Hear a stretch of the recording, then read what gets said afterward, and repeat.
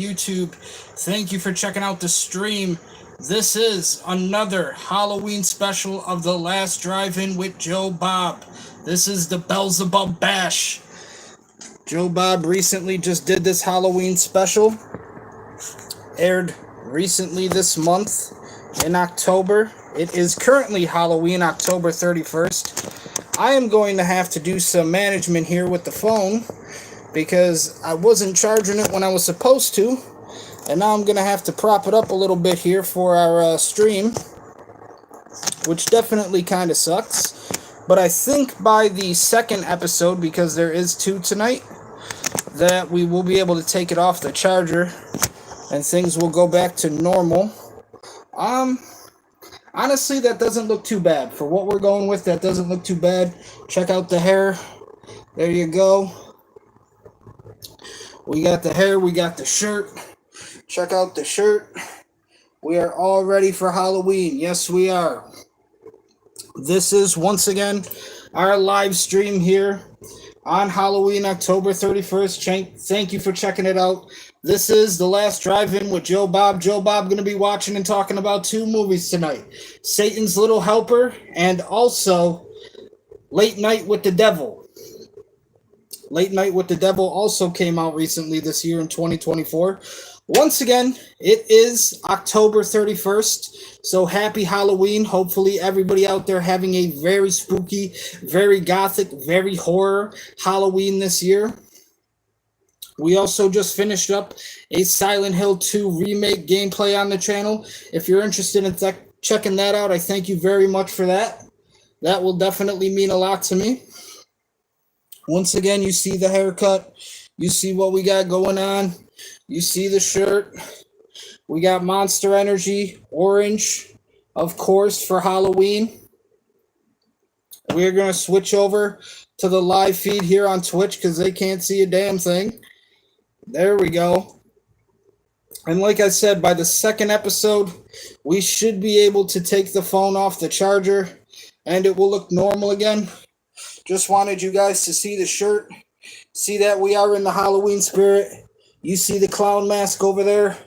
You see the Monster Energy orange. Take a sip of that, actually.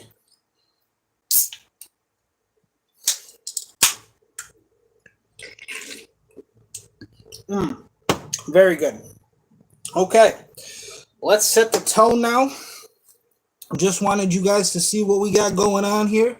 See what we're working with. Your boy keeping himself fresh and clean for the Halloween season, spooky season.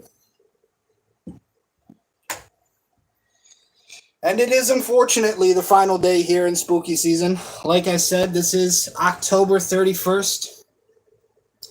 So, ladies and gentlemen, ghosts and goblins, witches and wizards, vampires and werewolves, thank you so much for joining me tonight on Halloween, October 31st, trick or treat. I apologize for not streaming yesterday on Devil's Night, but what better night than to finish off the Halloween specials with Joe Bob than tonight on Halloween itself on October 31st, 2024. Once again, thank you so much for your viewership, for your support. It means everything to me. Hopefully next season for Halloween we'll do something a little bigger, a little bit special.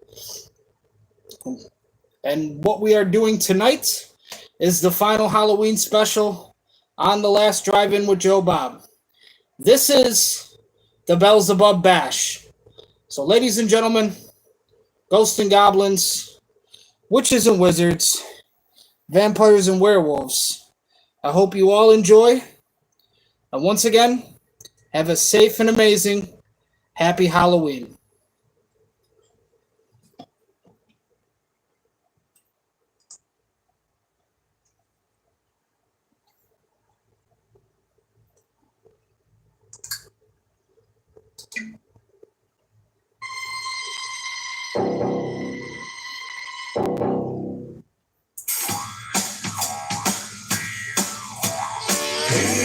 Okay, now you know we're not allowed to play the theme music. You know we're not allowed to play the intro because YouTube doesn't like copyrighted music. They get a little cranky about that shit. So when the episode begins, We will unmute the audio, of course, and we will be good to go. As I said, Joe Bob going to be talking about 2 movies tonight. Satan's Little Helper, which I actually enjoy that movie a lot, and also Late Night with the Devil for the 2nd episode. So 2 episodes tonight on The Last Drive-In with Joe Bob. Once again, we do have the audio muted right now because of the copyright restrictions on YouTube, but we will unmute it once we get started, which looks like right now.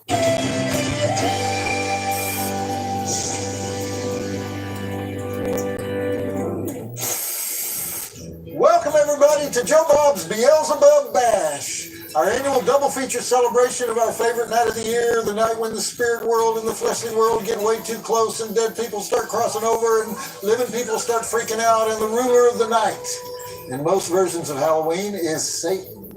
And we thought it was about time to honor the tempter of mankind, the master of hell, the prince of the devils.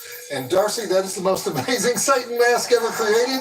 And it was used in the first movie that we're watching tonight, Satan's Little Helper. Or wait, are you indeed Darcy the mail girl? How can we know? Give us a sign.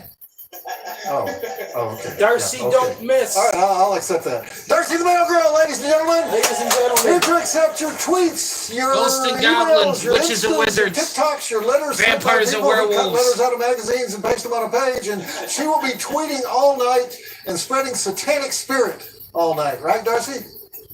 All right, Satan is evil, but Satan is also sexy, right? We know that from our annual Walpurgisnacht celebration, where the witches fly to the Brocken to dirty dance with the devil, and Darcy has been there twice and debauched with the debauchees, right? All right, I'm going to ask you questions all night, and so we're just going to play charades, okay? All right. Oh man, who are we talking about when we talk about Satan?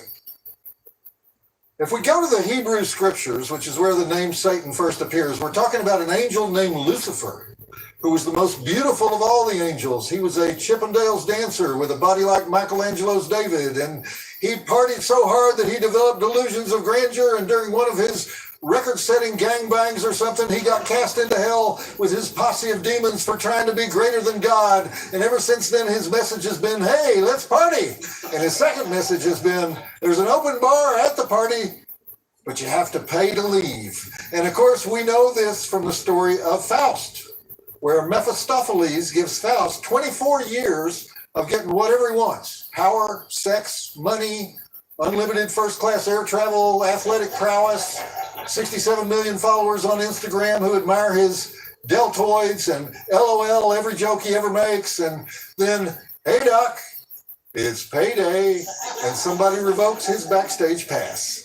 And speaking of which, the guy who plays the dad in this movie we're about to watch, Was Stevens is the guy's name, used to be the doorman at this nightclub called Avenue on 10th Avenue in New York City in the Meatpacking District. He is permanently banned from the Drive-In Academy Awards because apparently my Western apparel was not cool enough to get into Avenue. So yes, I got turned away at the Velvet Rope by a minor player in Satan's Little Helper. I will live with the humiliation the rest of my life. So sorry for that digression. All right.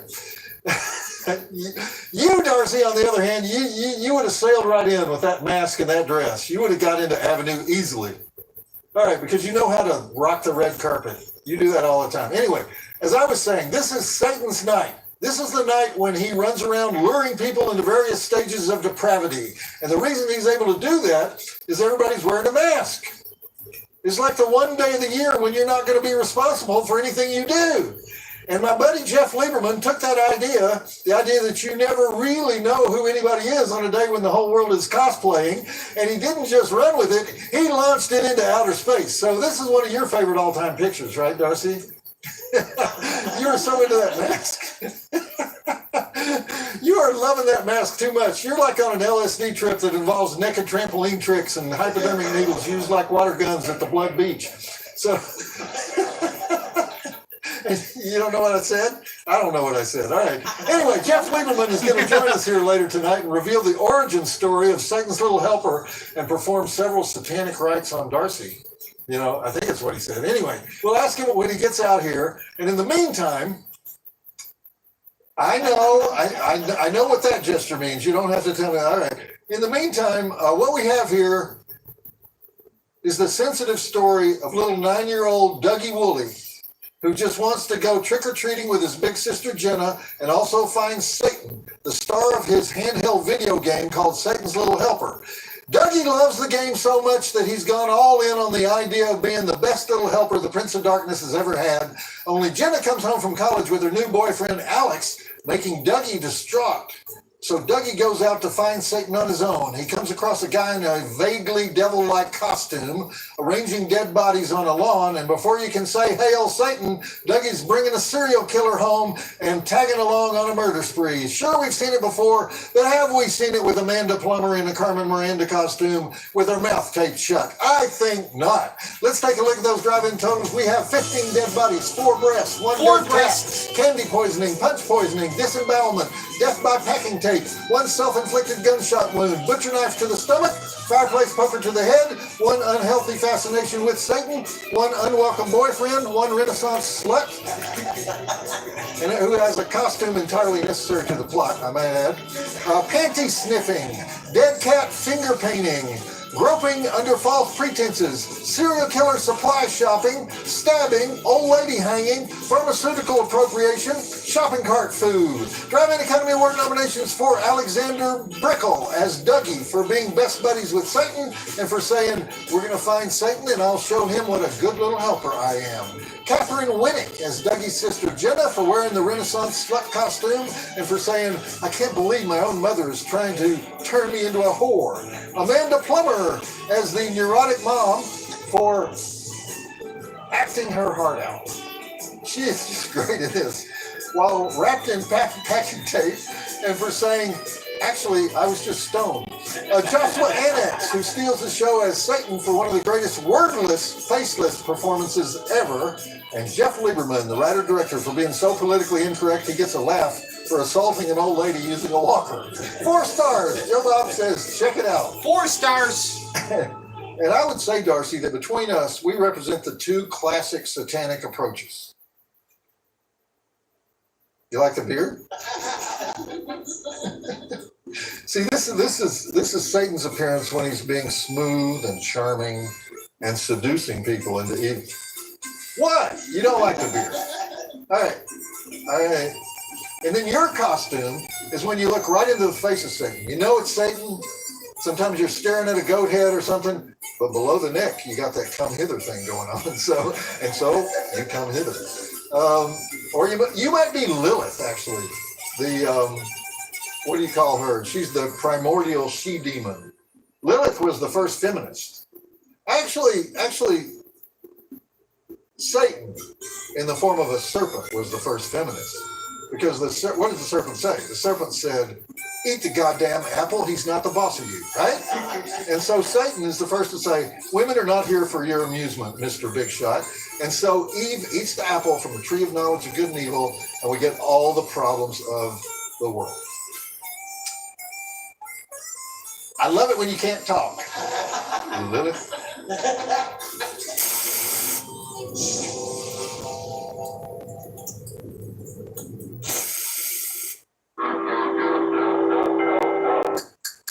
Okay, now, of course, we cannot show any of the movie due to YouTube copyright restrictions. One thing we can show, though, before we get started here, I forgot to turn this on. How could I? But our little jack-o'-lantern. There you go. We got some jack-o'-lantern action all lit up for you. Happy Halloween once again. Ladies and gentlemen, ghosts and goblins, witches and wizards, vampires and werewolves. Like I said, we will take the phone off of the charger when the second episode comes around. Hopefully you guys got a pretty good angle right now. Doesn't really look too bad, honestly. So we are going to fast forward here to the segment breaks as we always do. And what can I say? Darcy don't miss.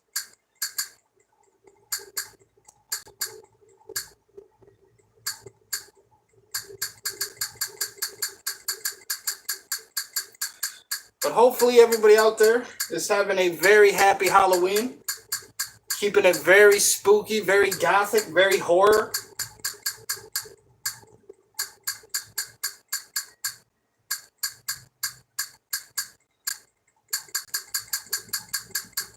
And it looks like we have reached the first segment break here. It's like blood.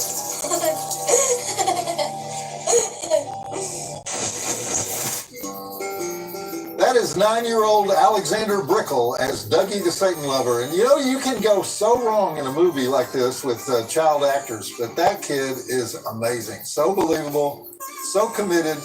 The movie has a great cast. His sister, the sister he wants to marry, I mean, the movie is 3 minutes old. They're already talking about incest. Oh, that's how you kind of know it's a Jeff Lieberman film. It's off-center. It's weird. He has a lot in common with Larry Cohen, I think. Anyway, the sister Dougie wants to marry is played by Catherine Winnick, Toronto model turned actress who was just getting started when she was cast in Satan's Little Helper. She grew up in a Ukrainian family.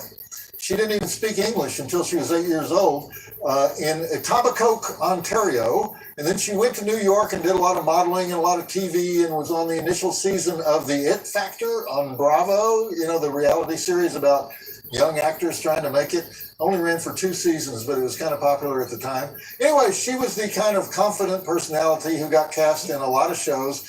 But while she was in New York, she started taking acting seriously, and she studied with William Esper, who was one of the first generation Meisner technique guys, very serious work.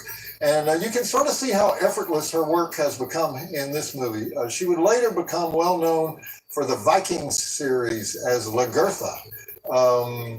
Hard to get noticed as one of the women in a show about Vikings, but somehow she managed to do that. Maybe because she's a black belt in both Taekwondo and karate and a licensed bodyguard. But she also starred in the recent David Kelly series Big Sky on ABC. And then, of course, the mom is played by Amanda Plummer. Always quirky, always interesting. We talked about her a lot when we showed Freeway. She was the crackhead mom in that. And, you know, if you're going to make a movie that has Satan in it, you have got to have the world's best Satan mask. And I think they nailed it, Darcy. That thing is awesome.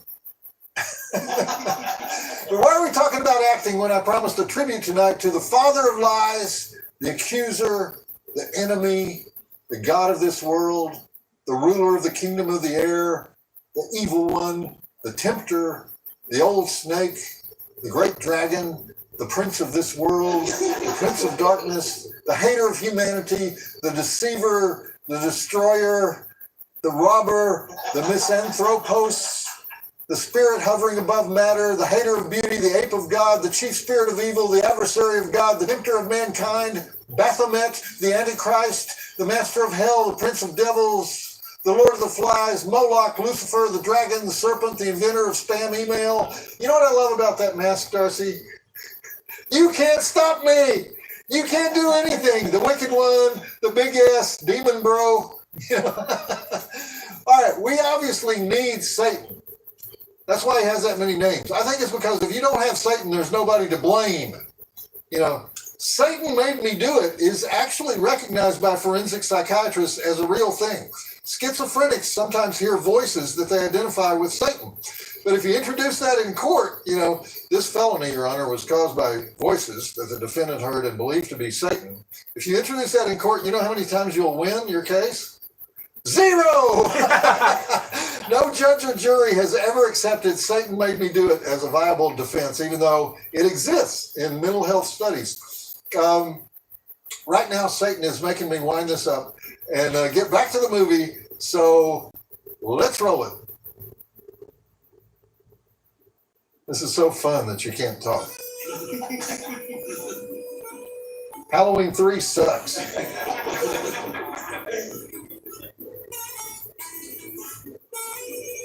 Scream sucks. You're not going to react to that? I just insulted Scream. What kind of Satan are you? I mean, actually, you're kind of scary when you don't react. That's like you're saving it. Dang, Darcy. I mean, you know, I'm just kidding around. I didn't mean it, you know. I love Scream. I didn't. Halloween 3, genius. That was really, really stupid of me to do that.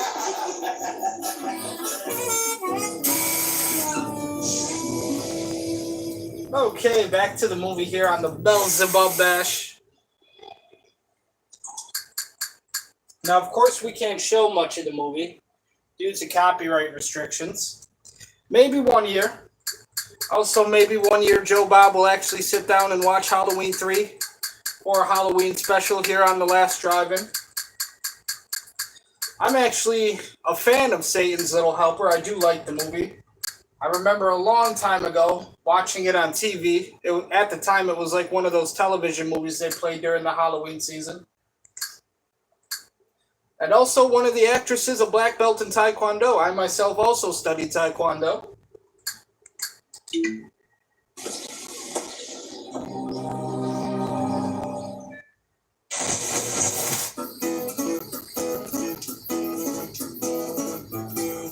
Okay, yeah, smashing the cat against the wall so you can use it as a graffiti device to write boo in its blood. We're not going to get any happy fan mail for that one. When I said the movie is politically incorrect, it is politically incorrect in all ways. And what did you think of the cat abuse, Darcy? Well, obviously, this is a particularly nasty Satanist. It's interesting to me that the Church of Satan still exists today. Nobody much remembers him today, but a guy named Anton Szandor LaVey founded the Church of Satan in San Francisco in 1966. And then he went Hollywood. He was always recruiting movie stars to be members, and he was a day player in several movies himself, Rosemary's Baby, Devil's Reign, and he was a big believer in all kinds of kinky sex. It was the 60s, you know, yeah. And he thought carnality, as he called it, was a big part of being a Satanist. And then after he died, a guy named Peter Gilmore became the high priest, and he moved the headquarters from San Francisco to Poughkeepsie, New York. What? The Satanic Church cannot be in Poughkeepsie. You know, that is just wrong. And they got rid of the kinky sex, and they talked about how they don't really worship the devil. And it's all about, quote, atheism, pride, and liberty. Well, dang, people, that's boring. You can do that without using the devil. If you're going to worship the devil, worship the goddamn devil. You know, light some candles, draw some pentagrams, make some blood oaths. Why do you need Satan to do atheism? And in fact, listen to this quote. This is from some kind of official Satanist document. Satan to us is a symbol of pride, liberty, and individualism, and it serves as an external metaphorical projection of our highest personal potential. We do not believe in Satan as a being or a person. Then get out of here! You know, I want to hear from the church that does serious committed devil worship. You know, if you belong to a church like that, let me know about you. I'm done with Anton Szandor LaVey people. But you know who I want to talk to about Satan? Actually, I want to talk to him about anything. It's the guy who just walked out of the costume shop in a Saddam Hussein mask saying, Allah be praised. You know who I'm talking about. I'm talking about writer-director Jeff Lieberman. Come on over, Jeff. Yeah! Good Saddam Hussein.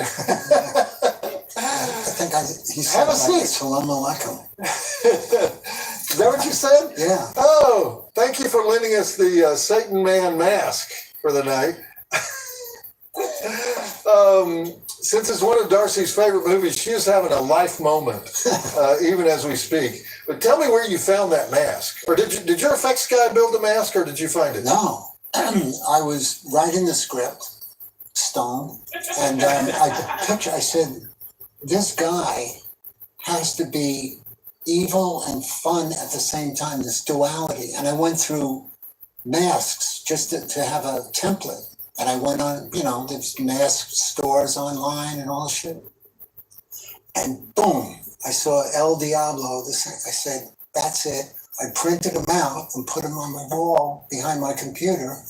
And everything I wrote, he was doing all these justice. So I had to get that mask. And they got it. Where did you find the mask? Online. Okay, it was just for sale? Well, yeah, it was for sale for $340. Now, if you would have told the guy, this is a movie, Satan's Little Helper, and this is Satan, it's not going to be $340. So I said to him, we'll buy a lot of masks for the movie, and this is just one of them. Okay. And that's what we did. So you got it for $320? Yeah. Okay. Well, we bought two of them. This is the main one that you see in the movie. And then when we had stunts, we had a similar one without the detail. Okay. Well, we were recently together in London, Ontario for a screening of your other movie that's having a resurgence in popularity, Just Before Dawn, which is a slasher that you deny is a slasher, but that's okay because it's a really good slasher that we will watch in spite of your denial. And I know your whole thing about you don't like the word slasher, right? Even though you made a slasher. It's not the word, but it's applying that label to my sacred movie. Groundbreaking, pioneering, first of its kind. No, otherwise. In your defense, the term slasher had not been invented when you made that movie. That's right. But really, since we're here in Georgia, I have to ask you about Squirm, because Squirm was your first feature filmed in rural Georgia, right? Filmed right around here somewhere. No, it was outside of Savannah, a little town called Port Wentworth. Okay. And I changed it to Fly Creek, fictional. Okay. But in the age of Jaws, when people were trying to come up with the scariest killer creatures they could think of, you chose worms, earthworms, and you made it work by using millions and millions of slimy earthworms in your movie. And there's a whole cult around Squirm today. Oh, yeah. Yeah. Well, when I wrote the script, there was no Jaws. Oh, you wrote it before Jaws? Yeah, when I wrote it. Yeah, because most of those Jaws killer came creature out movies came out after. Well, I don't work that way. So it was just that Jaws came out before my movie came out. All right, well, Jeff, we're going to go into your interesting career. Would you call it an oddball career because it's like all over the lot, or a strange career because you're just like in every single genre. I don't think they have a word. There's no word for your career. Whatever you want. As the night goes on, we're going to talk about your career, but we're also going to talk about Satan. Now, did you have any real interest in Satan, or was that just a great horror hook for this guy? Neither. Actually, it was Santa's Little Helper. It's a cliche. Santa's Little Helper. Santa's Little. So that's a cliche. So it said, what if you made it Satan's Little Helper? What would it be? And I immediately pictured, how kids in Santa's Little Helper, they write letters to the North Pole, and they give it to the post office. So I said, I wrote this letter, Dear Satan, would you kill, this is how it started, and he takes it and flushes it down the toilet to send it down to hell, right? Oh, okay. And then I'm thinking, okay, file that away in your sick brain, you're going to use it. And then my 50th Halloween party at my house, I invited, so many show business people, so they all full out costume party, right? I thought I knew everybody that was there. And this one guy, after everybody's drunk and high and everything, a gorilla comes, walks into the party, full out gorilla, right? Yeah. And he starts dancing with the women and, and then he put on music and he was taking over, dancing with me. And I'm thinking, I know it's this asshole guy that would do just this. This is what he'd put on a gorilla costume. This is what he would do. Then I see that guy. I went, who the F curse is this? And I try to get my wife, half my brain was going, this is probably cool, don't make a fool of yourself. And the other half, I'm trying to get her attention to call 911 because somebody just walked into the apartment. And it turned out it was a gorillagram. Do you remember Charles Rocket, the actor? Yeah. Charlie Rocket? Well, he couldn't make it from LA, so he sent me a gorillagram without it's a costume because he was invited. He couldn't make it, but he didn't put two and two together. The gorilla came. If it was on a Tuesday, I'd go, Charlie Rocket probably sent me it. So and then I went, okay, there's a movie there. And I put those two together and here we are. And you wrote the movie. All right.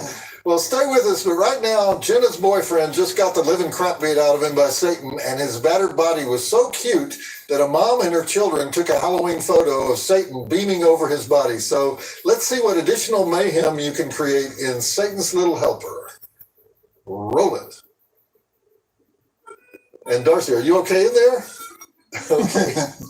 The actual Satan man in the movie was played by Joshua Annex. We should give him credit. Was Joshua an actor or a stuntman or just a homeless guy? He was all of those things. No, he was not a stunt man. We had to have a stunt man, but he was a mime. A mime? Mime, which is perfect for that, and a dancer. He Okay. has good moves. Yeah. All right, Jeff, you're a genius. Thank you.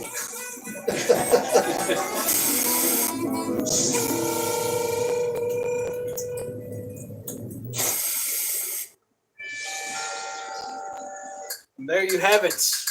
Satan's Little Helper. Apparently based on a real life story that the director experienced, director and the writer for the movie. All because a gorilla showed up to the Halloween party and he couldn't tell who was the gorilla.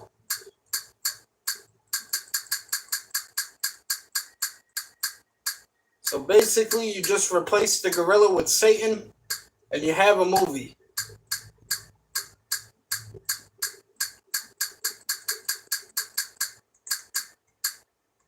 And we're approaching the next segment break now. Master, could you take me to hell? Sweet! Darcy, do you know the satanic salute? Of course you do. Jeff, on that shopping cart scene in the parking lot, bonus points for running over a blind man, 100 points for bashing a baby carriage with a baby in it. You aimed at the pregnant woman. I'm not sure whether you hit her or not. And we're not even mentioning the random murder of a grocery store cashier who gets tossed into the dumpster, So, or the extended scene where Satan molests Jenna, whose panties he's been sniffing. Jeff, you have a panty sniffing Satan in your movie. I do. I do. No getting around it. He was going to be in a basement. You just couldn't avoid putting. Exactly what happened. There's a lot of things in that film, and I wrote it, that were not in the script. And that was one of them. We were down in the basement, and he was waiting, and there was a basket in front of him of their laundry, the people that live there. In the location. And he's just picked it up, and I talked to the Video Village up in the kitchen, roll. Yeah. He didn't even know it was rolling. He said, pick him up and sniff him. And he was doing it. He had no idea it's going to be in the film. Okay. Yeah. It's called You just spontaneity. decided at that moment, because you saw a laundry basket, that your movie needed some panty sniffing. Absolutely. No question about it. And the cat. Oh, yeah, the cat. Well, the cat, what happened was he beats up the boyfriend and he schleps the boyfriend to the house and he props him up on the couch. And then he's propping it. And I was thinking, the next thing you're going to see in the film, and all you filmmakers out there, always think in terms of what's the next thing the audience is going to see on the screen. Easier said than done, because with editing. And I'm saying the next thing they're going to see is Ding Dong and his girlfriend is going to accept him. And I said, he's not sick enough yet. You've seen him beat up people. You never saw him actually kill people yet. You saw the remnants of what he did. I said, he's got to go major sick right now. So when he does Ding Dong, you think she's going to be shredded. I went, cat. So I said, when am I going to get a cat? I told them, I need a black cat and I need a collar and I need a bell on the collar. A bell? Bell. And I need it right now. And I should have spelled out that any black cat would do. They got some show business cat for $5,000. $5,000 Yeah, for a cat? for a cat that all they do is pick. They didn't know. I mean, I don't blame them, but like I should have said, just get any black cat. Give So him 50 it was a bucks. trained cat? Yeah, but it didn't have to do anything. It was one because I knew I could do this because it was my fifth film. I knew I could do this in 2 shots. Picks up the real cat and you hear a little bell. Yeah. And then the FAO Schwartz black cat with the stuffing out of it and the blood thing over the shoulder this way, boom. And you don't see it. I mean, the people on the set would go, oh, they couldn't look at it. Did you get some flack for the cat scene? Huge. Yeah. The film premiered at the Tribeca Film Festival. Yeah. And that, I mean, there's a lot of cat lovers. I'm not one of them. There's a lot of cat lovers. You're a cat lover? Had I known that, I wouldn't have hired him. They said, the first thing I did is I came out and I knew I got to clear the air with the cat because they're going to hate everything about it. So I said, we only had to kill one cat. And then I waited to beat and I said, because we got 9 takes. Right? And that's a good way to stop the controversy. yeah, I mean, you really think that I'm going to write with it? I mean, I do draw the line somewhere. So, was that grocery cart scene fun? oh, that was, where I got that from is when you're a kid, like how many points from running over the hill, everybody's done it. If they say they've never done it, they're lying, right? Well, how many points do you get from running over a nun? And, so a blind person is like way up there. And a pregnant lady, come on, that's the Mickey Mantle of, that's where I got it from. Okay. Now, you must have had limited hours to use the kid, right? Oh, yeah. And were his parents there watching all His this mother was awful stuff you're doing? Oh, yeah. She thought. His mother was there? She said, you're hysterical, you're a genius, all positive stuff. She said all positive stuff? Yeah. Okay. The kid is now like what, 30? He's like 30 something, and he looks like Frank Zappa. Oh, yeah. Just like Frank Zappa. I saw a picture of him. Okay. Why in the year 2004 do you suddenly decide to make a horror flick after, 30 years away from the horror genre? You were doing other stuff. I mean, but yeah. Why do you suddenly decide to go back to horror? What is it? I did Remote Control in 87. So Remote Control in 87. 87. Okay. It's not. 25 years. 25. Yeah. All right. Anyway, my other films started to catch on in New Generation big time. So I got involved. Oh, your older films? Yeah. Oh, okay. I mean, I was doing, I wrote the Never Ending Story 3. How lame mainstream can you get? Yeah. Well, the other Jeff Lieberman flick on Shudder that people love is Blue Sunshine. One of the most loved films on Shudder, which is about hippies that turn into bald-headed psychotic maniacs in the 70s because of LSD that they consumed in the 60s. So it made me think, what is your LSD experience? There's another show, but we should do Blue Sunshine. We should do Blue Sunshine. I would love to have Blue Sunshine. Yeah, so we could. But did you do LSD in the 60s?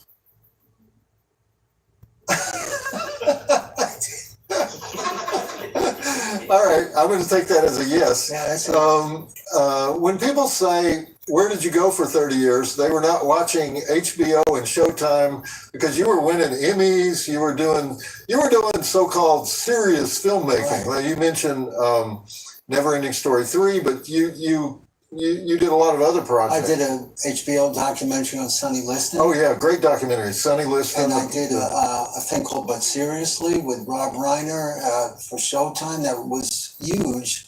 But who looks, the horror fans and horror fans. And somebody wrote on the internet that I was dead, and not only dead, whatever happened to him, dead, but specifically lung cancer. Yeah. Right?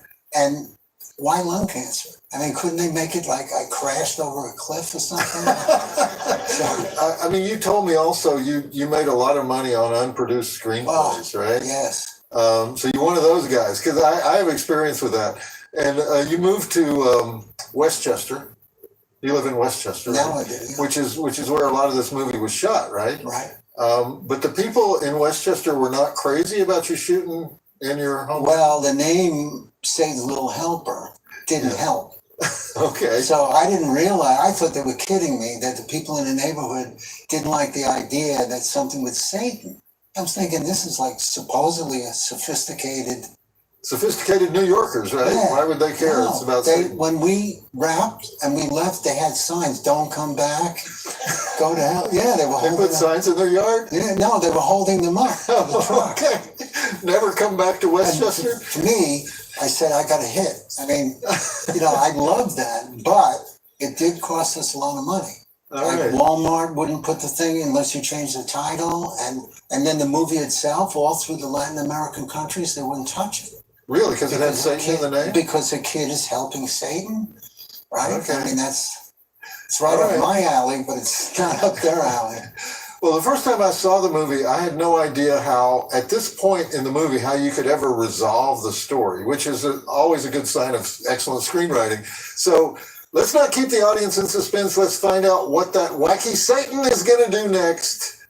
Roll it. And I really think Alexander Brickell, I always wondered, belongs in the company of Hollywood's greatest actors in Satan movies. Because Jack Nicholson did Satan, Vincent Price did Satan, Al Pacino did Satan. Alexander Brickell, where is he now? I don't know.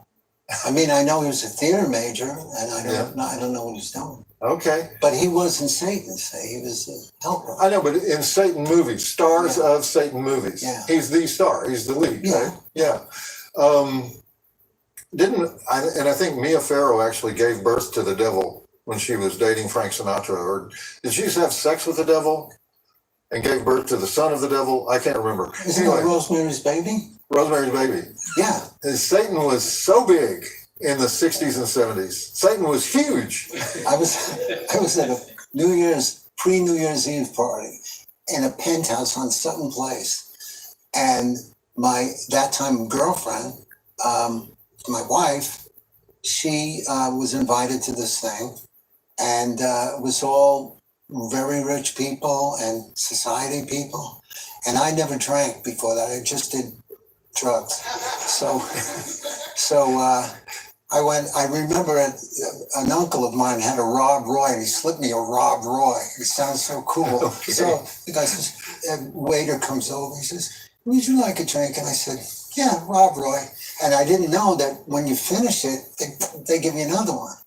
And I'm on an empty stomach. The room is fucking rotating, and I see, is that Ira Levin, Rosemary's Baby? He was there. The writer of Rosemary's Baby. Yeah. I go up to him. I went, "I know where you got the idea for Rosemary's Baby. You ripped it off from I Married a Monster from Outer Space. Same exact plot," which it is. Remember that? Yeah. Yeah. And I got unceremoniously bounced out of that party. Really? I know I'm right. Insulting Ira Levin? Yeah. Because over the movie I Married a Monster from Outer Space, and they kicked you out of the party? Yes. Well, there you go. That's why they kicked you out of Westchester, too. Do I have cred or what? Yeah, uppity New Yorkers. We don't need them, right? Yeah, no.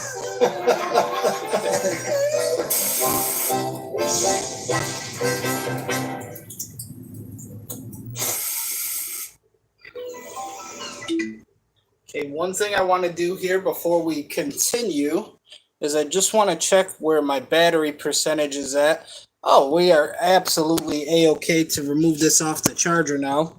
So hopefully you guys can get a better view now with the TV. Let me set us up here, guys. That way you won't have as much glare, because I do know how the glare can be a hassle.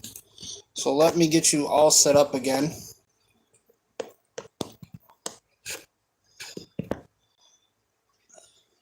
There, hopefully that's a little bit better now. That way there's not as much glare on the television. And hopefully a better angle as well for anybody watching. Now, one thing I do just want to add, since they did talk about it a little bit, it's also kind of part of the reason why I want to become a director myself. You hear them talk about how the actor in this movie who played Satan, they don't even know what he's doing now, which I've always thought shit like that is kind of sad, because I want to be the type of director, especially when I make horror movies. Accidentally switched the light there. Sometimes that happens. But I want to make the kind of horror movies where it's like how Tarantino always brings back certain cast members and they always become like this little club that makes movies. Like, I kind of want to do that with horror movies too, you know? I want to bring back actors and actresses that were very important in the horror genre, that have had big roles, and that you really just don't hear from as much anymore, you know? I always thought that was kind of sad, how they could be in big movies at times, and then you just never really hear from them again. Obviously, because certain situations in Hollywood or whatnot, but like I said, I want to be the type of director where I keep bringing back, specific characters and specific actors to be in my movies and to just help make the movie. Now, does it have to be every single movie? Of course not. But I think that it's just important to, show that kind of love back to the audience. I mean, that actually keeps happening, unfortunately. Got to switch back to the green light here. But that's kind of one of the reasons I've always wanted to become a director, too, because it's like some actors and actresses that I loved watching in some of these movies, they make great movies, in horror especially, and then you just never hear from them again. It's sad. I want to continue to give them an opportunity to work. Come on, let's go. All right. So Jeff, does Satan Man kill every police officer in town and tape up their bodies? We kind of learned that off camera. Yeah, I mean, that's where a low-budget movie comes in, where you want people's imagination. It's an island. It's a small island. Okay. How many cops would they have on that? So he kills all the cops. Yeah, but we see 3. Okay. And people are still going to have a party, even though the entire law enforcement infrastructure is in shambles. Well, they don't know that. Okay. There was a thing in the 80s called satanic panic, where parents started believing that the owners of daycare centers were using their children for demonic ceremonies. But in this movie, there's truly a satanic panic because a guy dressed up like Satan is basically chopping his way through every person he sees, including an elderly lady with a walker who says, "Where'd you get that coat? Looks like you robbed it from a Hasid." It actually was from a Hasid, right? We didn't rob it. For Satan? Yeah, the wardrobe people went down to Brooklyn and went in. He says, "What are you going to use this for?" "Oh, our rabbi needs it." Had a line. We got 2 of them. And that's what. Was it that important to you that Satan's coat had to be Hasidic? That's an insult. Of course. Of course. I mean, if you're gonna be offensive, I'm an equal opportunity. I mean, you're not gonna draw the line on Judaism. All right. And I took great pleasure in the gut ripping of Dad, because that's the dude who was the bouncer at Avenue who thought I was too cowboy to get past the velvet rope. So was he a good actor though? Yeah, he was good and good guy. Yeah. Good guy. Okay, Jeff. Hey, You he did what I told him. Now, you got to tell me how this happened. There is a poster somewhere or one sheet or something. I haven't seen it, but it says, Dario Argento presents a Jeff Lieberman film, Mummies. What the fuck, Jeff? That's what it should have been called. What the fuck? A guy came from Italy, and he was from the company Titanus. That was a big distributor. Titanus Films, yeah. And they did, George Romero, it said, it was called Zombies. It was the sequel. Yeah. Here it was Dawn of the Dead. Right. But they financed it, and they had all this money coming in offshore that Right. they didn't want to let Italy tax, right? They didn't want the money to go back to Italy?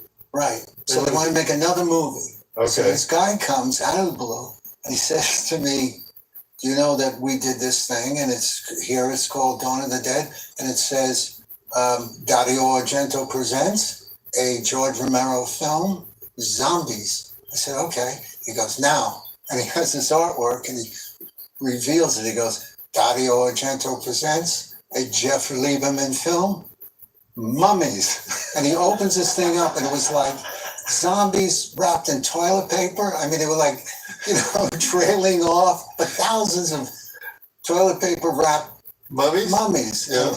And I said, "Well, let me read the script." No script. They put it in Variety, the can, and they sell it in advance because my name was approved. I said, I can't You can't make a movie with no script? I don't think so. But it's about mummies and toilet paper? Right. And so years later, when I did Satan's Little Helper, I was invited to Brussels, a big huge film festival. Amanda was there, and Paul, what's his name? Taxi driver. Paul Schrader. Paul Schrader. Yeah, and Dario Argento. So I said, Dario, he knew my name, and we never met. And I said to him, the mummy thing. And he started cracking up. He said, yeah. I said, did you say okay to put your name? He said it was the same thing as the George Romero. They're just going to give him money. So he said yes. So he's saying he would have made it. Well, he wouldn't do anything just the way he didn't do anything on the other one. Oh, okay. Yeah. So he said, yeah, put my name on it. We'll make a movie called Mummies. Yeah. Okay, using the offshore money. Well, it's not any dumber than zombies, mummies. Come on. Okay. Oh, but you should have made mummies, because they wouldn't just be mummies; they'd be Jeff Lieberman mummies, and so they'd be interesting. Yeah, that's right. Back to the movie. Darcy, can you even breathe in that thing? I really think you should do Satan's Little Helper 2. Has anybody come up with that? Has anybody asked you to do that? Satan's Little Helper 2 with Darcy in that costume. And I'll be the little kid. Do you want out of there, Darcy? Have we pushed this too far? Have we pushed this as far as it can go? All right. Apparently not. Darcy has found her comfort zone inside the mind and body of Satan.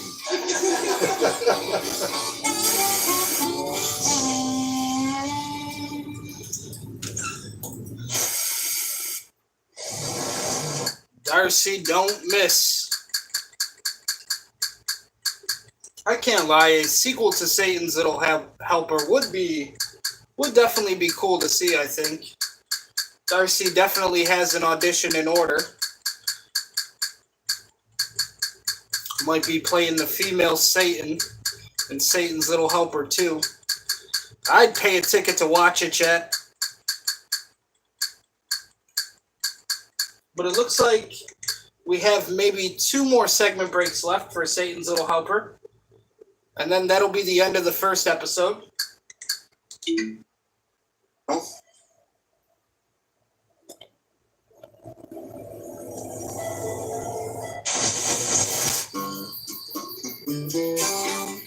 do you think, Jeff? Do I keep this beard? Yeah. Yeah? Yeah. All right. When you sign your autographs at shows, Yeah. just dip ink in there and just... Oh, okay, great. Thanks. Hey, was that Ratso Sloman as the mayor? Oh, what is Ratso Sloman doing in your movie? He's my buddy, and... He's your buddy? And he's in SAG. He goes, Bebo, put me in the movie, I'll get residuals. He's in SAG.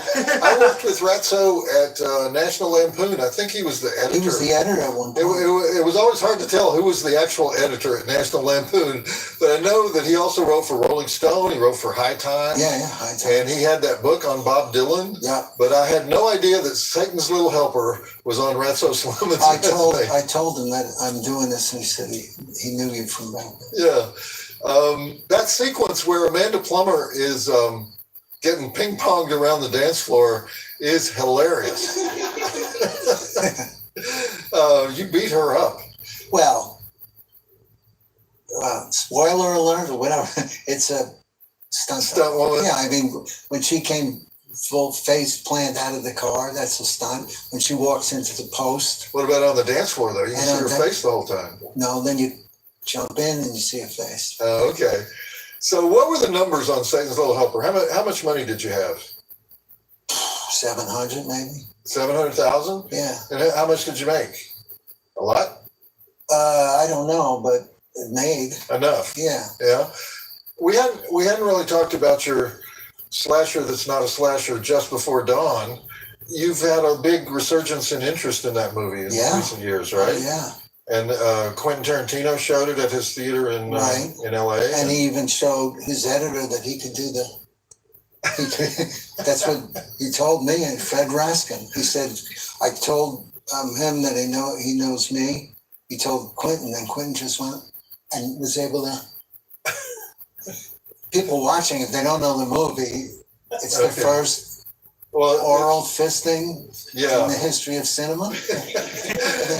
Oh man, psycho hillbilly knocking off young campers one at a time, right? Yeah. Pretty much sum it up. Nothing slashery about that. But anyway, thanks for being with us. You gotta go there. Thanks for being with us. We are coming up on the twisted conclusion of Satan's Little Helper, and you are now officially released to go back to your opulent Westchester mansion where you live. And actually, you've been doing a lot of shows on the convention circuit lately. And that's where we people want to see you and talk to you about your stuff from the 70s and this movie.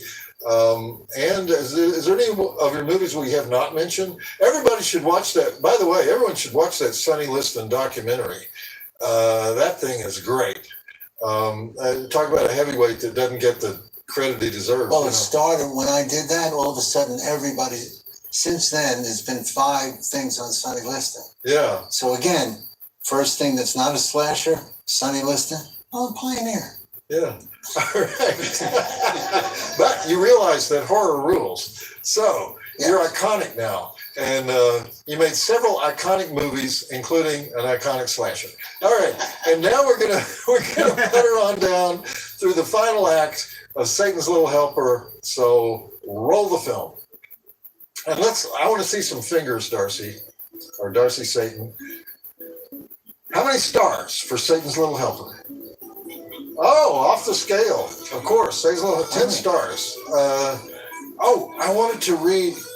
Where is that? I wanted to read a passage. Oh, I'm reading the Satanic Bible stuff. Sorry. Oh yeah. Okay. This is a passage from the Satanic Bible. Words to live by. When walking in open territory, bother no one. If someone bothers you, ask him to stop.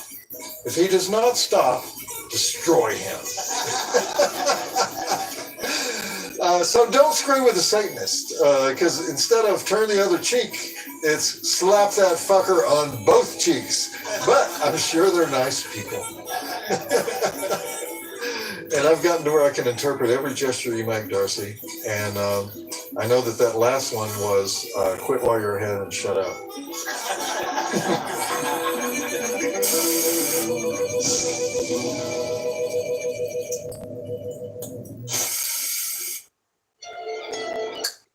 Hopefully everybody out there tonight watching some spooky movies on Halloween, October 31st. It is trick or treat night. We are coming up to the conclusion here on Satan's Little Helper. Will there be a Satan's Little Helper sequel? And if there is, we got to get Darcy the male girl in that. Let's get a female Satan. I'm all for watching Darcy as female Satan. I think it would sell tickets.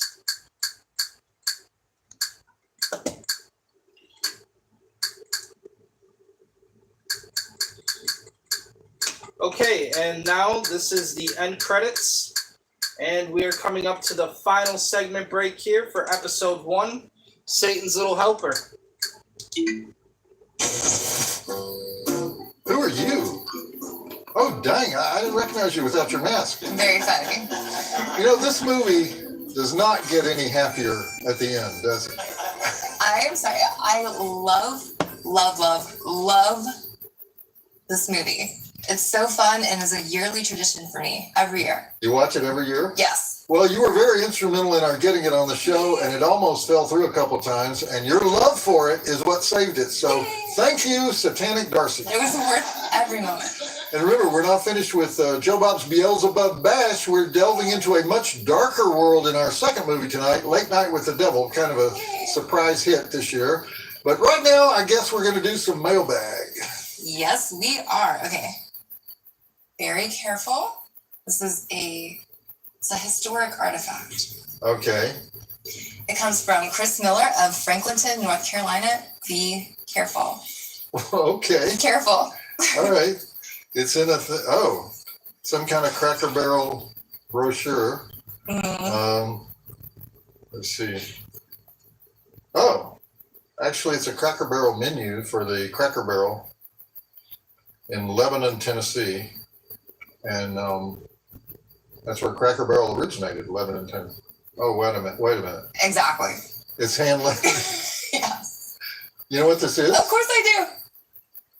This is the very first Cracker Barrel menu in history, right? Exactly. When there were 4 Cracker Barrels in the whole world.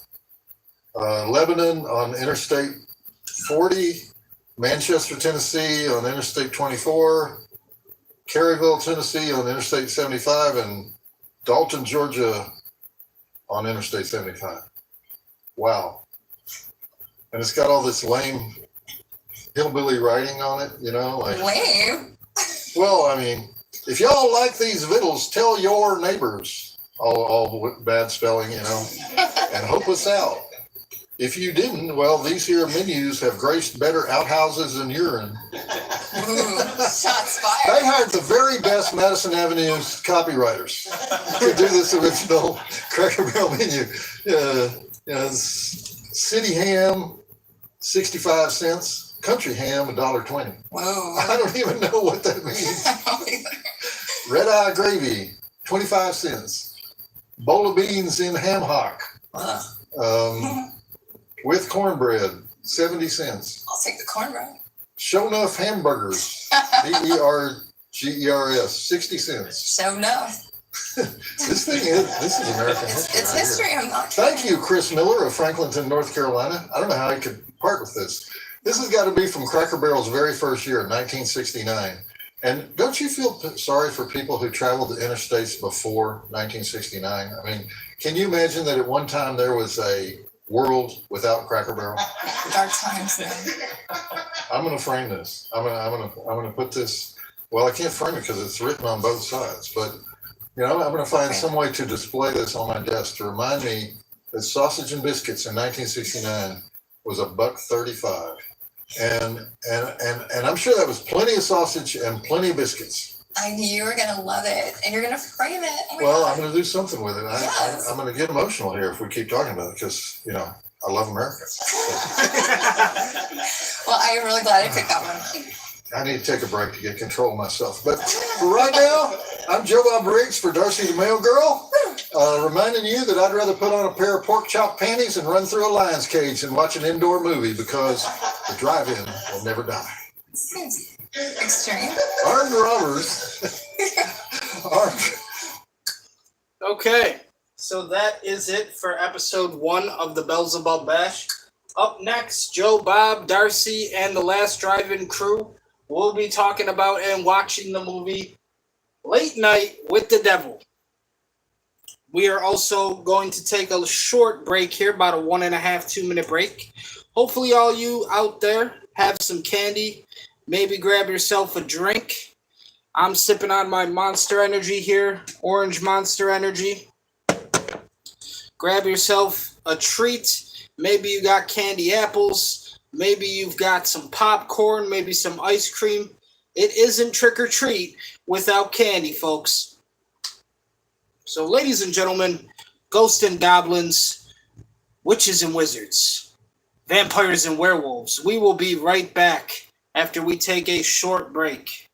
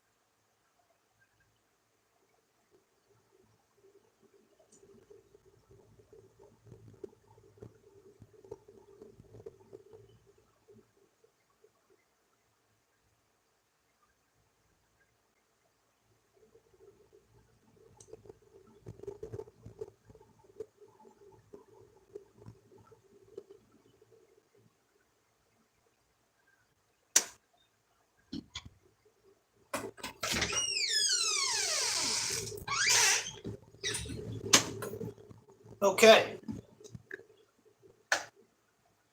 I have returned. Ladies and gentlemen, ghosts and goblins, witches and wizards, check out the shirt. Check out the Halloween attire. Now, like I said, you can't have trick or treat without some candy. That's how the hair is looking right now. So there you go. There you have it. These are some of the candy that we have tonight. We, of course, have Reese's Cup Pumpkins. Got our pumpkins. We have got Reese's White Ghost. I love my Reese's during Halloween season, I can't lie. We have got Reese's Cups Werewolf Tracks. That's an interesting one. Haven't seen that until this season. So we got pumpkins, ghost, werewolf tracks. And these are another one that's kind of interesting. Never saw these before until this season, but these are actually really good. They're Kit Kat Ghost Toast. It's like French toast, cinnamon wafers, and cinnamon toast flavored cream. Kit Kat Ghost Toast. So you can't have trick or treat without candy. We've got some candy here for the final episode of the last drive-in with Joe Bob Beelzebub Bash. Hopefully you all are enjoying. Like I said, there's the haircut. We are all ready for Halloween here. There's the shirt. And we are about to get started with the final episode here. Joe Bob is going to be talking about and watching the movie Late Night with the Devil. So, ladies and gentlemen, ghosts and goblins, witches and wizards, vampires and werewolves, this is the Beelzebub Bash with Joe Bob Briggs.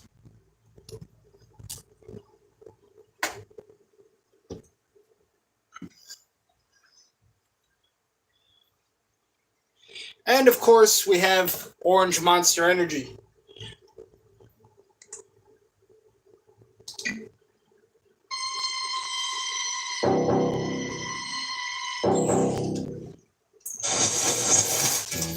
Welcome back to Joe Bob's Beelzebub Bash, our double feature tribute to the Daleville, the evil one, which has always been a staple of screenwriters. When I think of great devils on film, there's two that immediately come to mind for me. One is, of course, Al Pacino, who, you know, he decided to go big in Devil's Advocate. He's even crazier as Satan than he was as Tony Montana in Scarface, in my opinion. And then, what is he trying to do? He's trying to get Keanu Reeves to aardvark with his half-sister so she can give birth to the Antichrist. Isn't that what he's doing? Anyway, I can't remember. But then the opposite of that performance is Vincent Price in The Story of Mankind. Also a lawyer, though. I wonder how many times the devil has been cast as a lawyer. But he's well-dressed and logical, and he's prosecuting mankind in a cosmic courtroom, arguing that we're all hopeless, presenting examples from throughout human history. And Vincent Price loves it, though, whenever the judge declares him to be out of order. So, do you have a favorite film portrayal of Satan? Does Darkness in Legend count? Because they don't really come out and say that he's the devil, but I mean, come on. It's like red with horns. Tim Curry trying to destroy the unicorns. I mean, how vile can you get? Exactly, right? But we need to give an honorable mention to Liz Hurley in Bedazzled, because last time we talked about female Satans, you left her out, even though I warned you. On the record, I warned him. I got so much hate mail for leaving her out. So Liz Hurley and Bedazzled. All right. Don't see the mail girl, ladies and gentlemen. Here, as always, to field your questions, your comments, your pertinent philosophical remarks. So tweet with her, Insta her, email her, let her know you're here, and tell us what you think about our second movie tonight. I think this is the first time that we have ever shown a brand new movie on the last drive-in. A movie released in this same year that we're showing it. I love that that's brand new. Well, okay, that's pretty new. Late Night with the Devil, very popular on Shudder. Made something like $10 million at the box office, domestic, $8 million overseas. third highest grossing IFC release of all time when it was released this past spring. And the star of that film, David Desmalchin, is an old friend of The Last Drive-In. He was with us for the season 5 Lucio Fulci tribute, which ironically was a fake late night talk show. And so, you know, when he comes out here to join us later tonight, we can ask him whether he's made a decision to do fake talk shows as a long-term career strategy. Anyway, here's my question about Late Night with the Devil, though.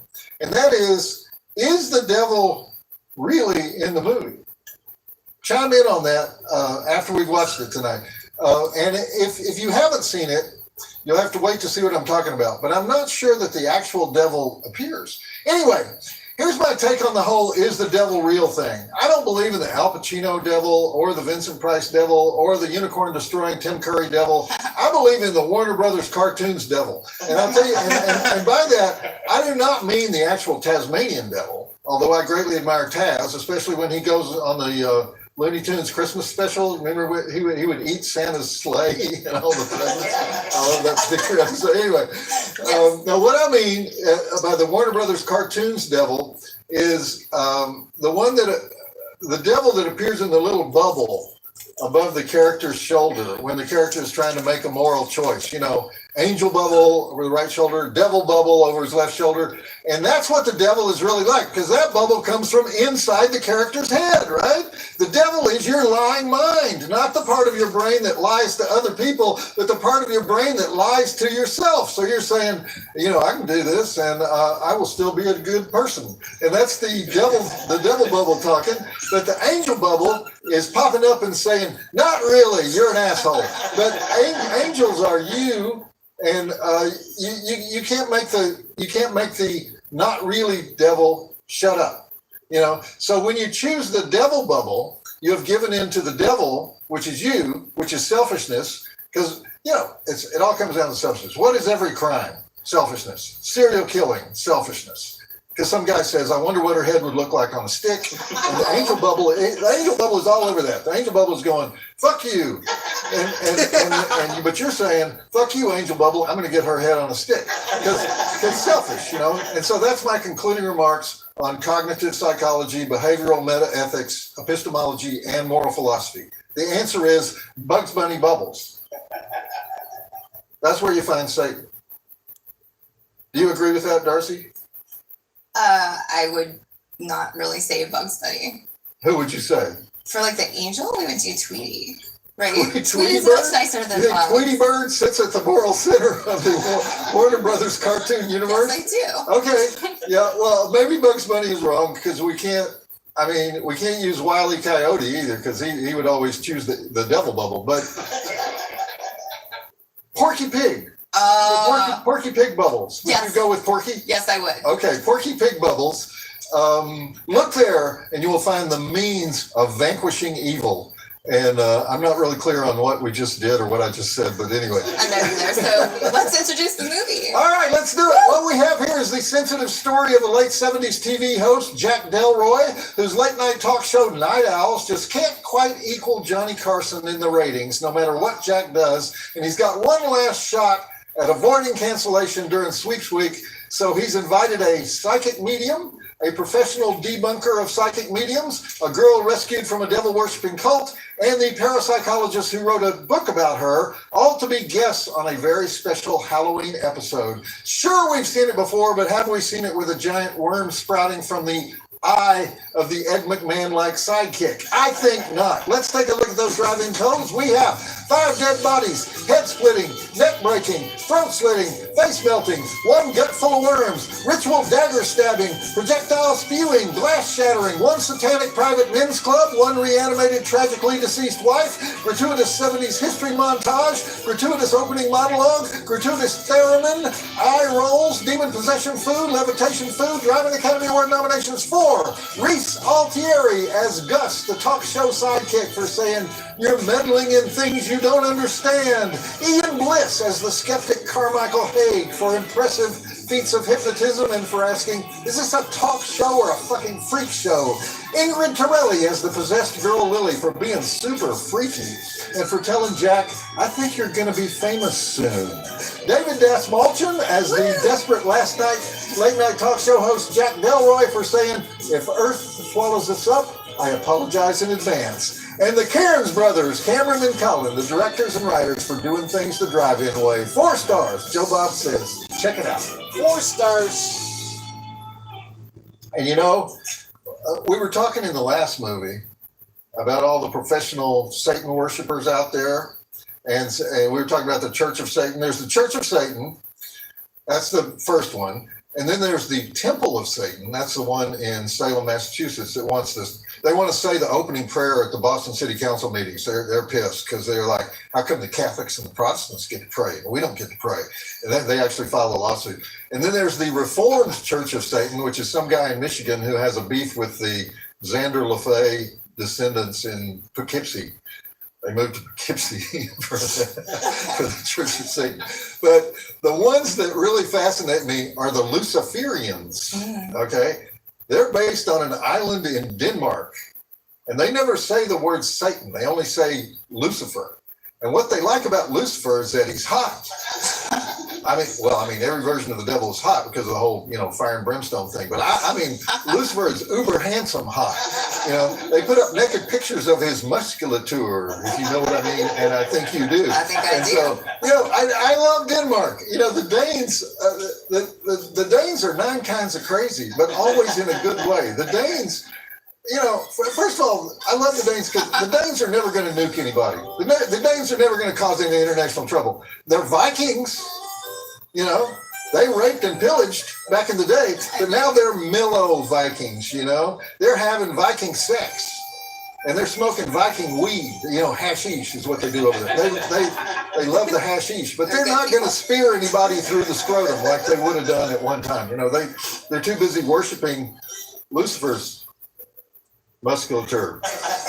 Anyway. You done now? I think I'm done, yeah. Okay, good. Where did that come from? I don't know. I don't either.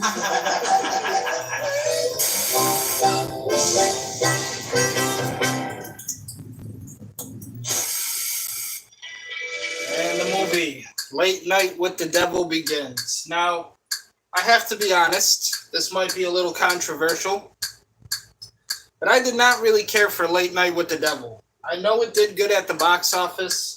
I know obviously it has its specific audience that it targets and whatnot.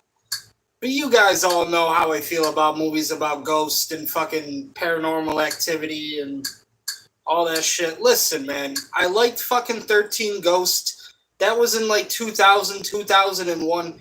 It's fucking 2024, okay? We can stop making shit about ghosts, okay? We gotta stop making fucking movies about ghosts and all this fucking paranormal activity bullshit. I just do not care for these kind of movies. It obviously pays a little bit of tribute to like The Exorcist and whatnot, I feel like. But even with The Exorcist, I mean, there's certain things that I like about that movie. But again, it's not really my kind of horror movie. I mean, I think The Exorcist is a good horror movie. I remember the first time I watched it, I thought, okay, like, yeah, I can understand why people like that. But to me, The Exorcist wasn't even as scary as people like made it out to be. For me, I think the scariest horror movies are shit that actually can happen.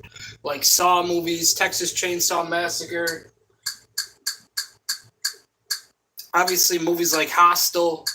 Shit like that, And obviously, people will want to say, oh, well, fucking Saw and Hostel are just torture porn movies. No, they're not. They're movies that can actually happen to people in real life. And that's what makes them scary. To me, Saw is a detective movie.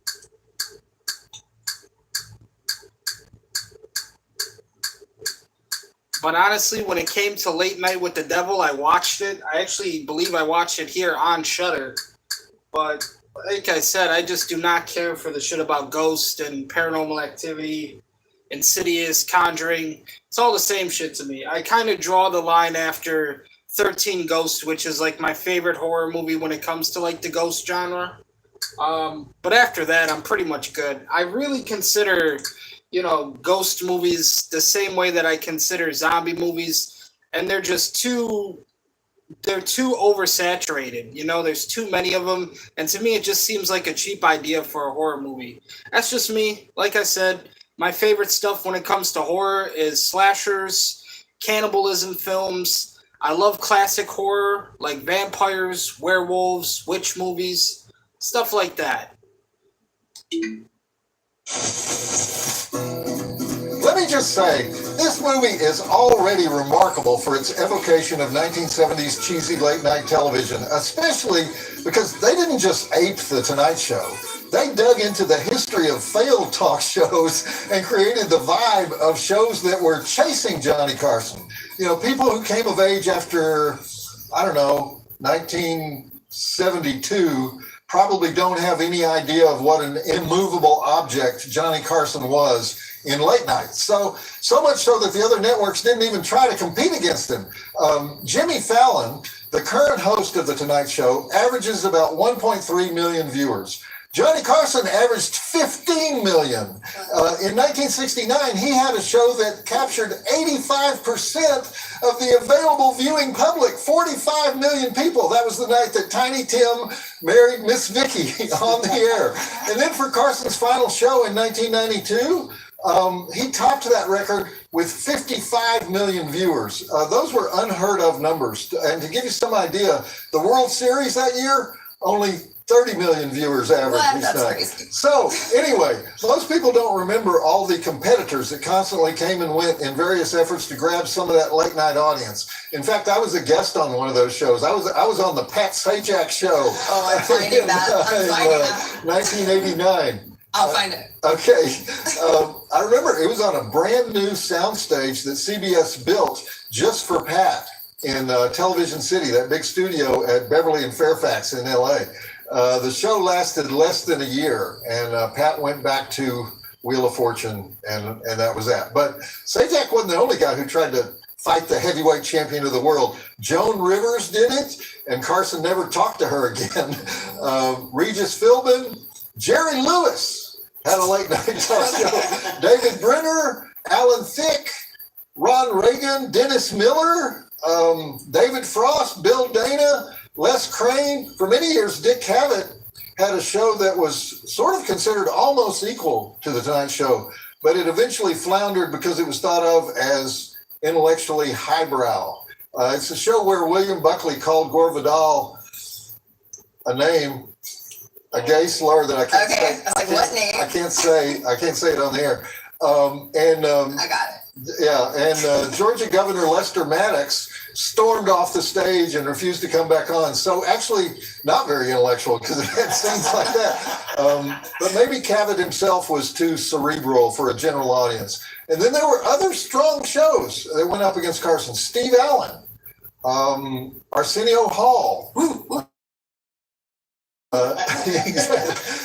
Joey Bishop, Merv Griffin, but none of them, zero, ever topped Carson in the ratings. Okay, so this is rich material for Late Night with the Devil to work with, but none of those shows that I just mentioned were the inspiration for Night Owls, the fictional show hosted by Jack Delroy.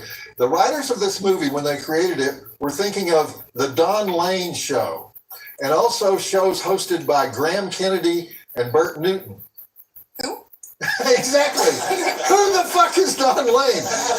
Don Lane had a late night show that ran for 9 seasons in Australia. Oh, okay. And then Kennedy and Newton were also Australian talk show hosts.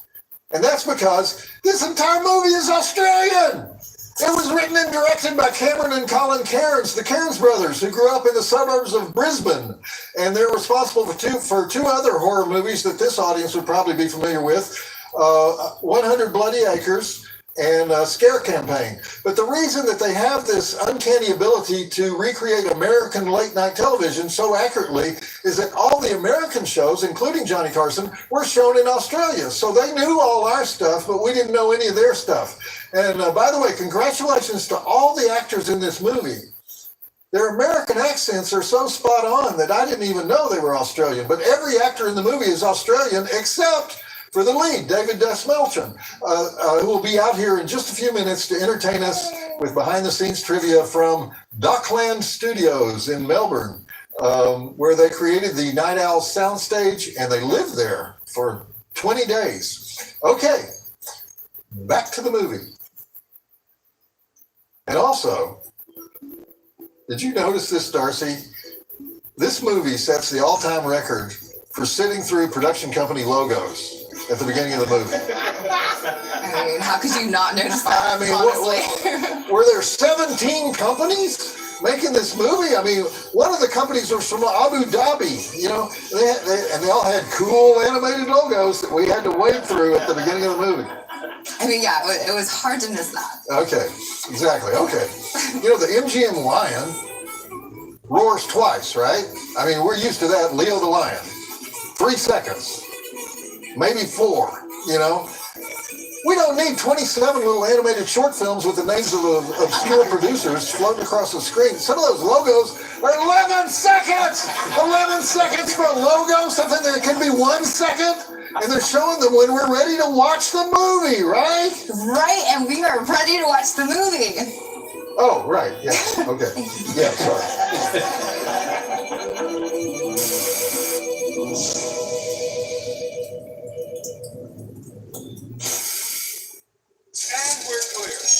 Now, I have to be honest also.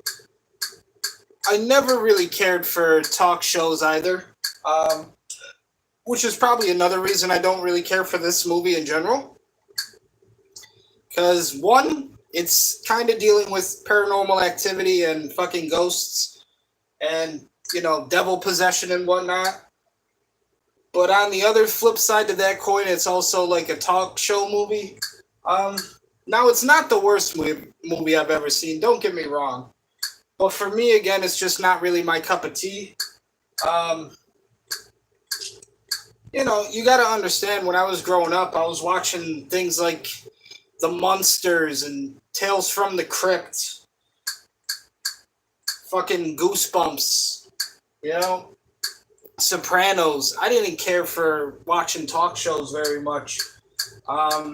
Even to this day, I mean, you know, when I was growing up, a lot of the popular stuff that was actually on television was like Jerry Springer and The Maury Show, Judge Judy. I would come home after school and that's what was popular to watch. Mad TV.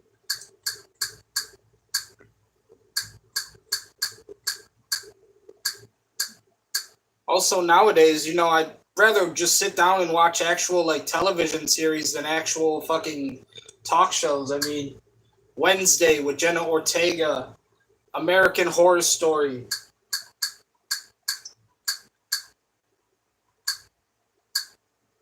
I actually have heard recently that they're going to be making a Scary Movie 6. And I did just want to mention as well that Dimension Films no longer exists. Dimension is owned by Paramount. So there could be a possibility that Scary Movie 6 is a parody of Jason Voorhees and Friday the 13th, which I would actually be okay with that. I think that would actually make for an interesting Scary Movie 6. It's also going to have the Wayans Bros returning, and they were most popular for Scary Movie 1 and 2, which are like my favorite scary movies.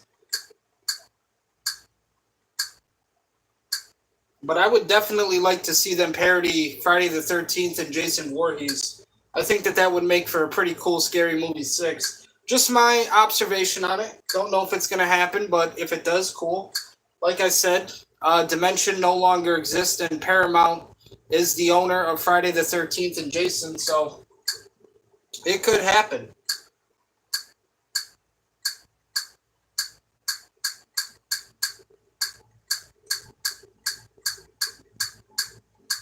But when it comes to Late Night with the Devil, I didn't really care for this movie. I personally wouldn't give it 4 stars. I'm more at like 2.5. Maybe even just 2. But like I said, not the worst horror movie I've ever seen by any means. It definitely does attract a certain audience. But I feel like it's the same audience that attracted The Exorcist and Blair Witch Project, which again aren't really my favorite movies when it comes to horror.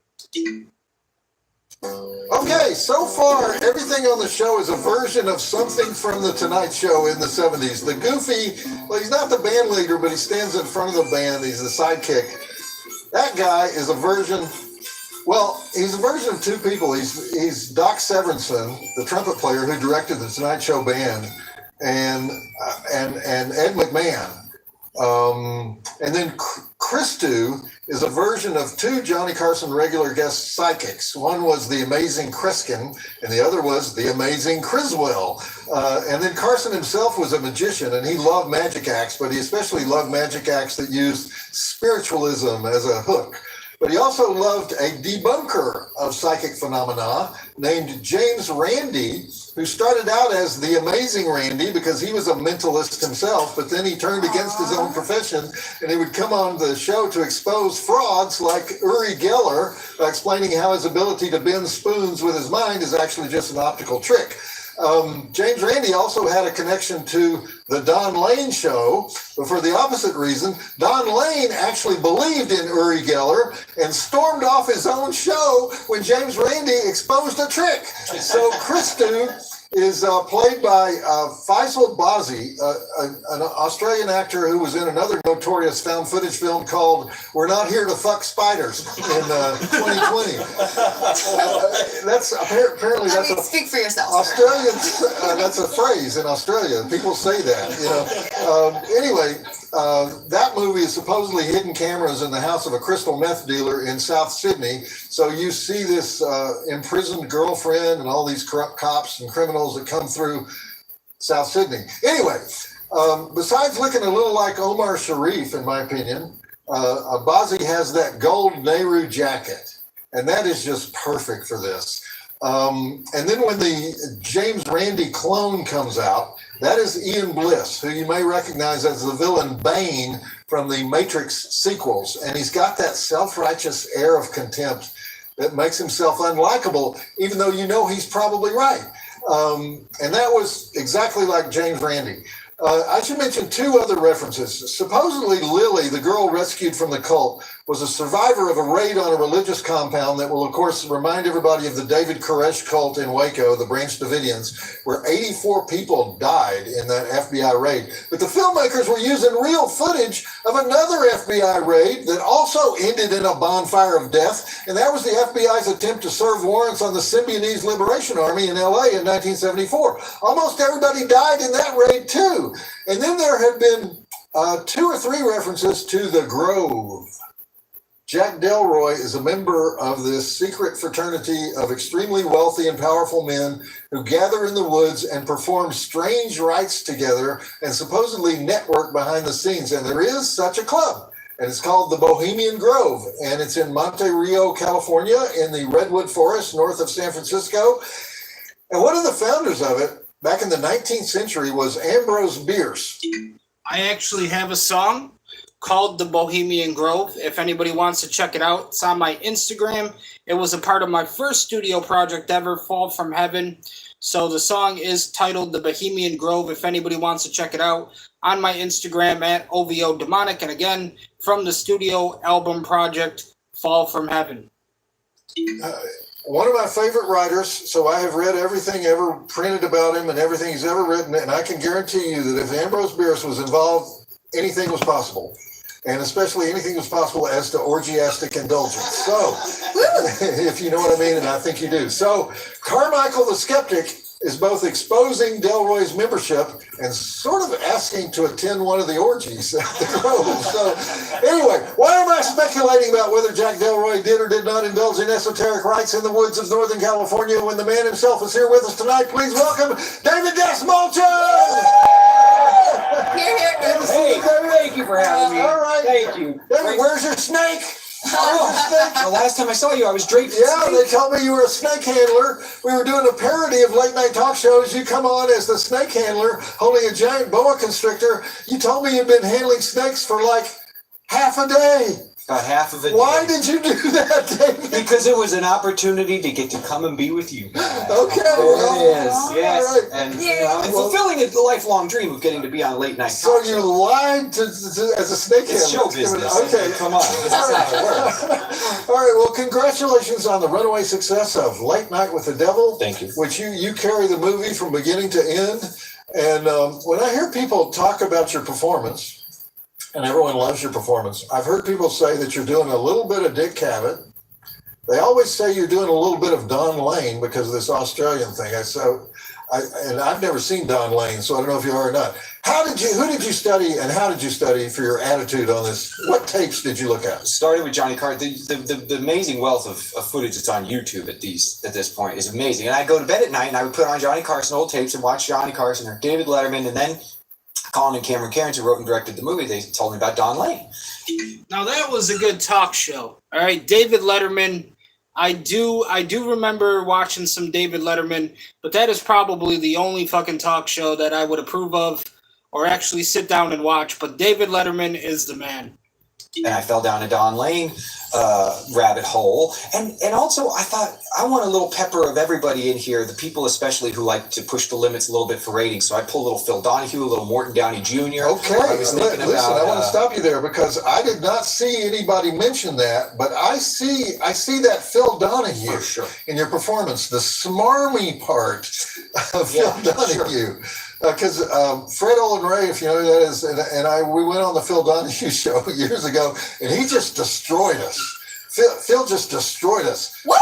Yeah, we were on the Phil Donahue We are show. finding that And shit. he brought a screen queen on there, and Phil Donahue thought we were scum. I mean, but he did it in that cloying, patronizing way that makes his studio audience happy, you know. So He was plussing those ratings. He loved that he'd get as much shock as he could. But Don Lane, what I loved about Don, like you said, did he believe in Uri Geller? Absolutely. Did he want to believe in something? And I think that was what made him. He wore his heart on his sleeve. Absolutely he was out there. did. Yeah. You know. Anyway, we're going to go back to the movie, but stick around because and what do they do at Bohemian Grove? Did you make a deal with Satan to get better ratings when you were out there in the woods with Sammy Davis Jr. or whatever celebrities were out there? Orgiastic splendor, as you say. Well, the Grove, sure. It's a shopping center somewhere off Fairfax, and you go there for the Barnes and Noble and the Cold Stone Creamery, I think. Okay, I could actually see Johnny Carson hanging out at the Grove if he was invited. So, do you have any questions for David, Darcy? Well, I really wanted to talk about the comics. Oh, the comics, Oh, the yeah. comics, sure, the comic books. Yeah, I've got an extension cord because I'd like to do You're a plug. also a creator of comics. And by the way, did you move from Dark Horse to DC?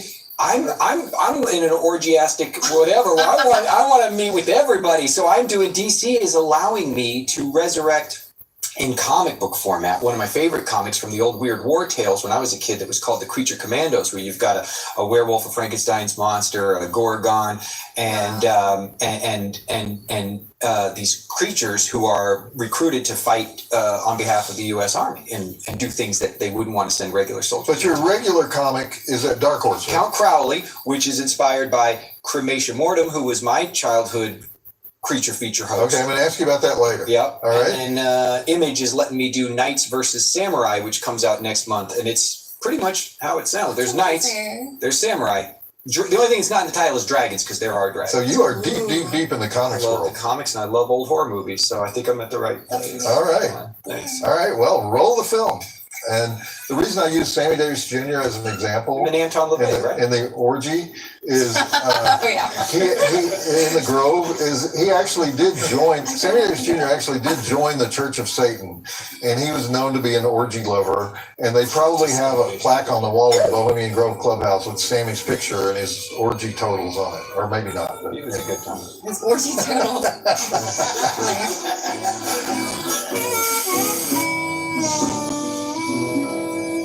The Beelzebub Bash with Joe Bob Briggs, and Darcy the Mail Girl, and all of the Last Drive-In crew here at Shudder. As I said, I was never really a big talk show fan. I did appreciate and I did watch David Letterman before. I think he is probably the best when it comes to the talk show game. But you got to understand, in my era, in my generation, I was watching way different shit. I grew up watching shit like Twilight Zone, fucking Scare Tactics, Fear Factor, you know, Joe Bob Briggs, Monster Vision, Elvira. I never really got to watch Vampira because that is obviously before Elvira. But I think that would be cool if we could go back maybe one day and see some of her stuff. But you know, I always loved the stuff too, like Chris Angel, Mind Freak, Dwayne the Dog, Bounty Hunter was a really big one too. But really, I just wait for all the cool horror series to come out now, you know?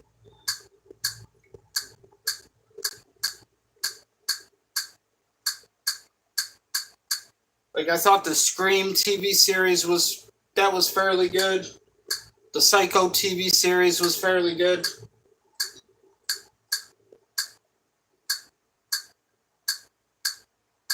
Obviously, Stranger Things, you know, I was a fan of. But I did not grow up in the talk show kind of era. Like I said, David Letterman is probably where I draw the line at that as well. Well, before we attempt to commune with the devil, I should ask you, David, how spooked were you by Lily? Because that is one deranged performance. She looked freaky to me. She's terrifying. Ingrid, this actor, she's so sweet, she's so nice. You know, I like all actors. How's it going?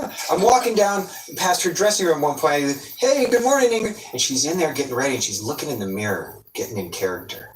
And there's something in her eyes that just utterly diabolically perplexed and scared the living crap out of me. And then when we were on set together and she'd go into that face and that voice, and I thought, oh, crap, she's really creepy, but she's a teenager.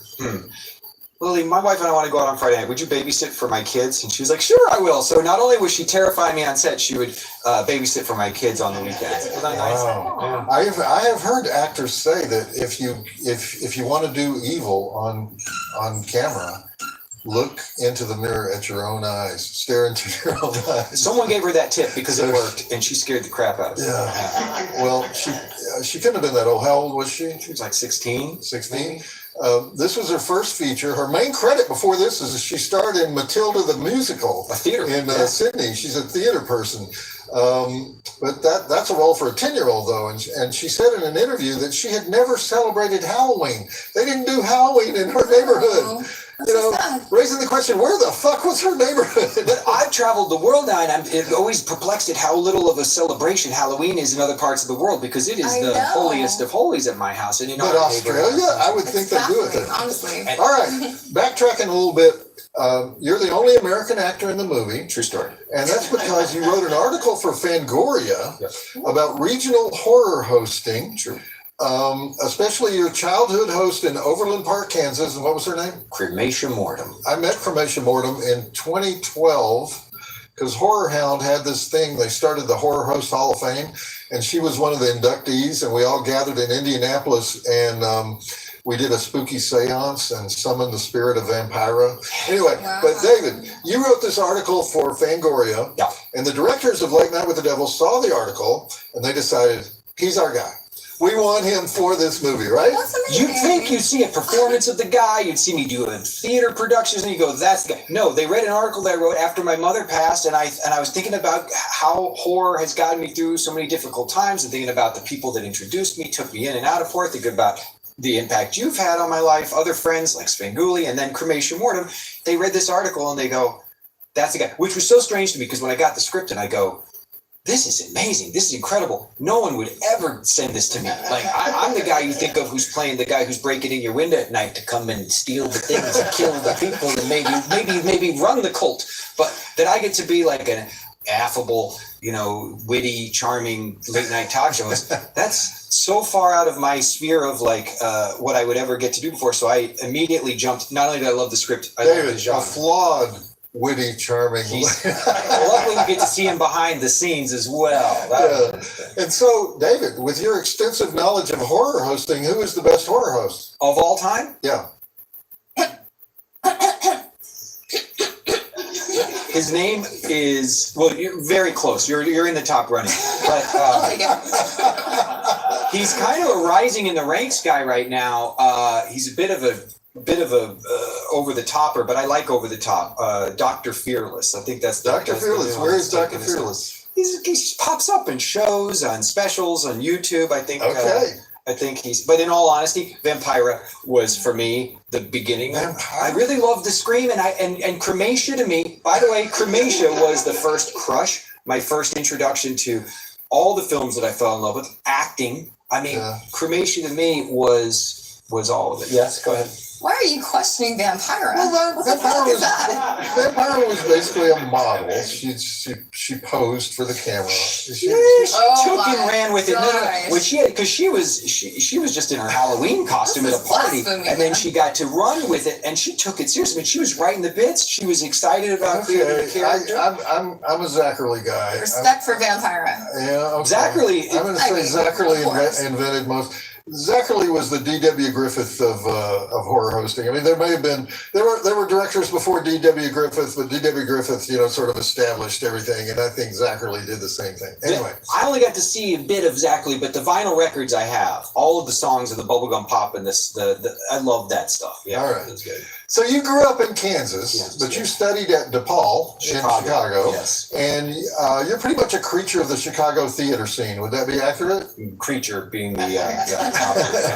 And you're known for being in a lot of famous movies in supporting parts. And what do people mostly remember you for in those supporting parts? The first role that I ever had, I was a theater actor in Chicago, and I had a small but really fun role in Christopher Nolan's The Dark Knight. I was in Legion with the Joker. I was a henchman to the Joker, and people to this day, I shot those scenes 17 years ago now. People will come up to me and say, "Crazy guy." And also Polka Dot Man in Suicide Squad. Well, then, thank you. Yes, James Gunn gave me the role of a lifetime with that character. It's one of my favorite roles I ever got to portray. And you were in Oppenheimer. Certainly was, yes. William Borden, who was Aren't you the guy who falsely accuses Oppenheimer of being a Russian spy? falsely is a strong term. I look at every story from the perspective of my character, and he deeply believed that Oppenheimer was a threat to. But without you, Christopher Nolan has no movie, right? I told him that all the time. Mr. Nolan, you realize, don't you, that without this, there is no that. And you were also in Weird, Yes. the Al Yankovic story. Got to play John Deacon, we all know, right? The Yeah. bass player for Queen. It was a fun bit. Great performance in that. Darcy C is the ultimate Al Yankovic fan. And Ultimate. I am too. I love How do Al. you not I mean, like he's Al? incredible. Al's And- amazing. you were raised in a strict religious household? Very true. What religion? Like evangelical Christian. Okay. And So the devil theory they concepts would with have it. believed in the devil. Absolutely. And that made you believe in the devil? It made you certainly did, and I mean, in all seriousness, like really kind of messed me up. But it's what made me the rebellious side of me sneak downstairs at 10 o'clock on a Friday to watch Friday Night Scream Theater with Cremation Mortem, or why I would go sneak Fangoria. Some kids were hiding Penthouse letters under their mattress. I was hiding Fangoria magazine under mine because that was. Why not both? Well, we got there eventually. We got there. All right. Well, I think your ambitious plan to save your show during Sweeps Week by summoning the devil on live TV is probably saddled with about 17 different ways to fail, including the fact that maybe nothing would happen, but you're blind to that. Do you remember when Geraldo Rivera was going to open Exactly. Geraldo's, Exactly. glove I'm box or thinking that would be something? It's the like- danger. I would be the danger in But saying I'm going to everybody summon the watched devil. it. He still Right. got the ratings. That's true. And so, but you're covering up the fact that a guest has already died on the way to the hospital from unexplained seizures, Whatever. but you're going to press on because you are a great television trooper. Absolutely. Does that about sum up the plot at this point? The show must go on. Okay. Word. Roll the flick. And Darcy, Yes. haven't you seen every Weird Al concert for the last 20 years? And Every single one. Yes. Absolutely. Do you have a favorite song? are you buddies with Weird Al at all? Saga Begins, I think. I'm friends with Al. I love Al. Al's the best, man. He's cool as heck. Can we hang out? Yeah, let's all hang out. Shut up, no. I do. Yeah, Al. So can you get us backstage at the Weird Al show? You got it. Shut up. I think The Good Old Days is my favorite Weird Al. Yeah. Do you have a favorite Weird Al song? Take a walk on the kosher side. Wow. Take a walk down Fairfax. Well, okay then. You're allowed to. Okay, we got Weird Al networking cred so deep we could probably all dance in a Weird Al video, right? Bohemian Grove. Well, okay. Let's go. Weird Al at Bohemian Grove. Wouldn't that be a show? That'd be amazing. Bring the accordion. Yeah, we're resurrecting the spirit of Tiny Tim to do an encore show too. Okay, no, let's summon the spirit of Sammy Davis Jr. There it is.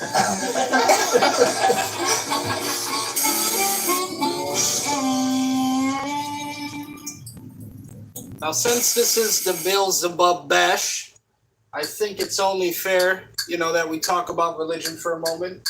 And you should know, if you know me personally or you watch any of my streams or anything, any videos here on the channel, I don't really like talking about politics. I don't agree with a lot of politics or fucking religious beliefs or views. I don't try to push any of that shit on people. But if I did have a religion today, I would say it's probably Wicca. Witchcraft. Do practice and study a lot of Wiccan magic. Also probably voodoo. But as I said, I really don't believe in trying to push religion or politics on people. I try not to really talk about those things a lot because to me it's just absurd. There's a lot of other things that we could be talking about in the world.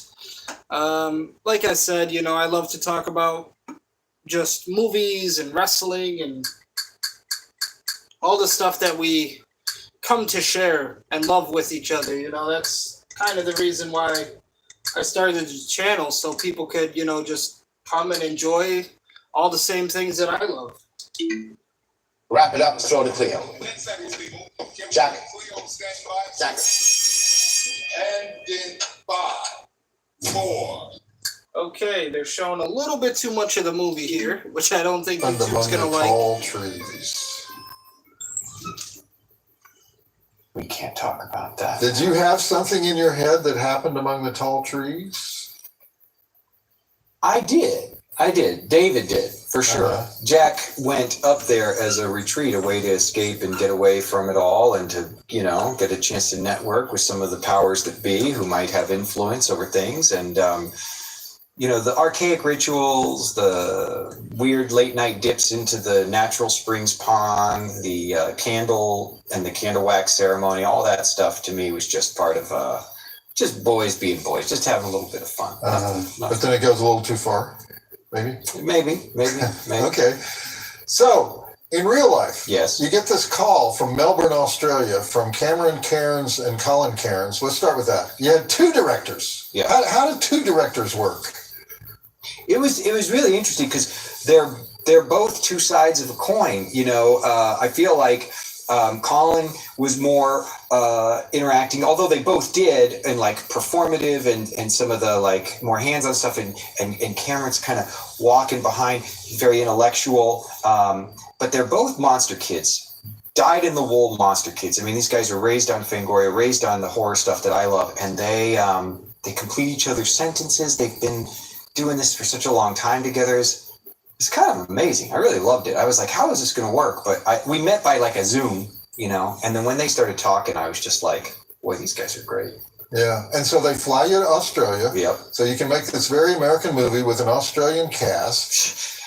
All Australian cast, everybody in there, a lot of theater people from local Melbourne theater scene, some people with some film and TV experience, but it was unlike anything I've ever experienced. And by the way, their American dialect's much better than my own, considering I'm a guy raised in the Midwest. Sometimes my voice sounds like, where's that guy from? These guys are really accurate, incredible Because dialect. they've studied it, yeah. But beyond that, what blew my mind was 2 of the actors were last-second castings. I mean, Laura Gordon, who plays Dr. June Ross Mitchell, she found out she was going to be playing this role a few days before we started shooting. Ian Bliss, who plays Carmichael Haig, someone got sick right before we started shooting. He jumps into his role, has to learn sleight of hand, magic, all of his lines. I was just blown away. I really was. It was one of these things where what I had to pull off, the hat trick that I had to try and achieve, which is like deliver a believable, authentic, compelling character who's troubled and fragmented and mourning, but also be a late night talk show host, but also be a guy who's like experiencing some supernatural craziness. To be surrounded by that group was like, it was amazing, man. They were so great. But they recreated this American talk show set. Yeah. The set is amazing, and they do it very well. And for 3 weeks, you kind of just lived there, right? Just lived in that You're space. there every day. Yep. And what was that like? It's like doing a play, because you're on the same set. Sorry, but I got poked. I got into the zone in a way that I would when I was doing a play in Chicago, and we would do long swaths of shooting because they'd have 3 cameras set up the way they would on like an old. Oh yeah, they made that shot with 3 cameras, and so they thought we'll just run 3 cameras on the film. Yeah, and so our camera team was in wardrobe because sometimes they get caught on a shot from one of the other cameras, so they would have them. See, guys, you're all in costume anyway, but it was pretty great. Couldn't ask for more of a dream than that. And they brought in crew and friends and family to be in the risers when I'm trying to do monologue and bits and talking to the audience. And it was great. Well, I like the Cairns brothers because they believe that the Texas Chainsaw Massacre is the greatest horror film ever made.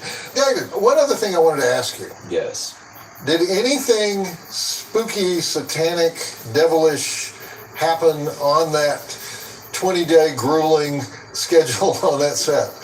I knew you were going to ask me that question. That's creepy.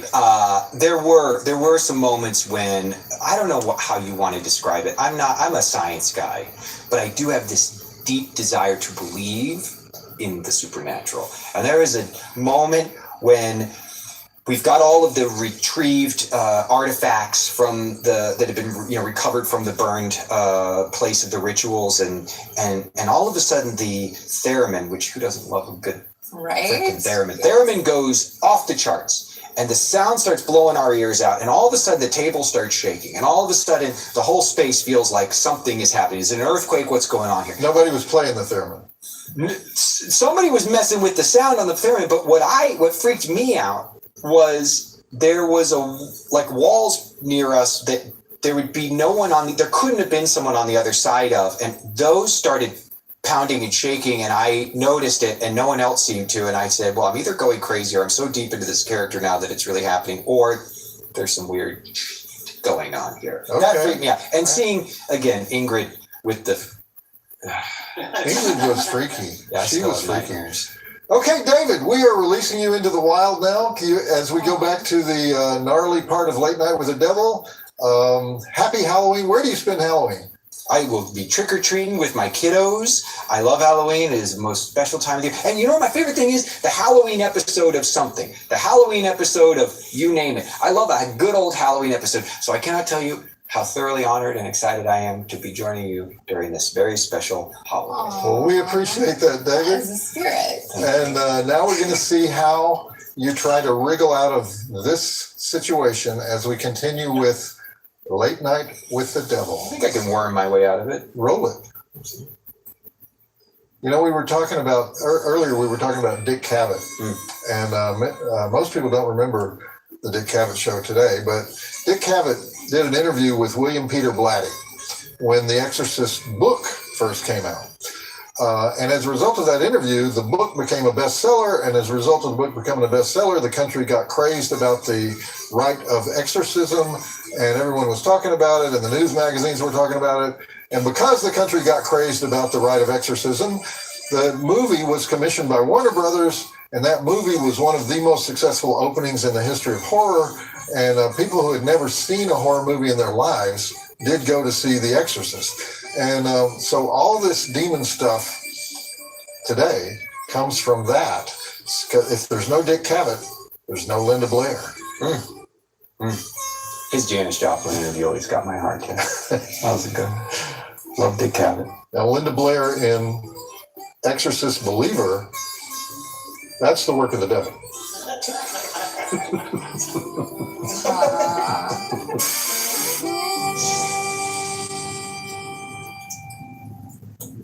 It's the Beelzebub Bash here on the Last Drive-In with Joe Bob. Now, as many of you know, My personal favorite horror film is Freddy vs. Jason. I've also obviously become a fan of the Terrifier movies.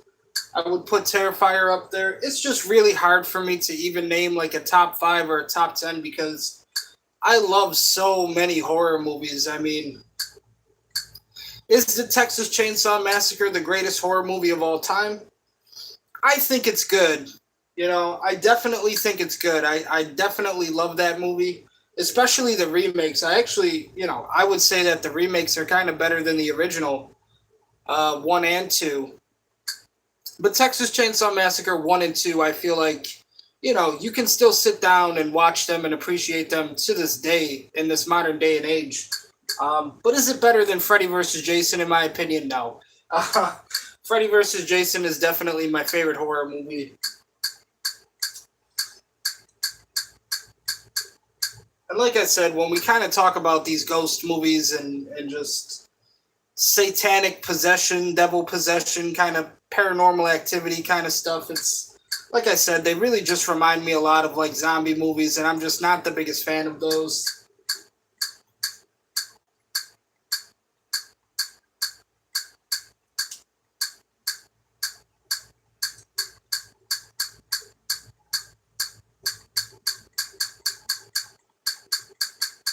Looks like maybe 2 more segment breaks left here in the night.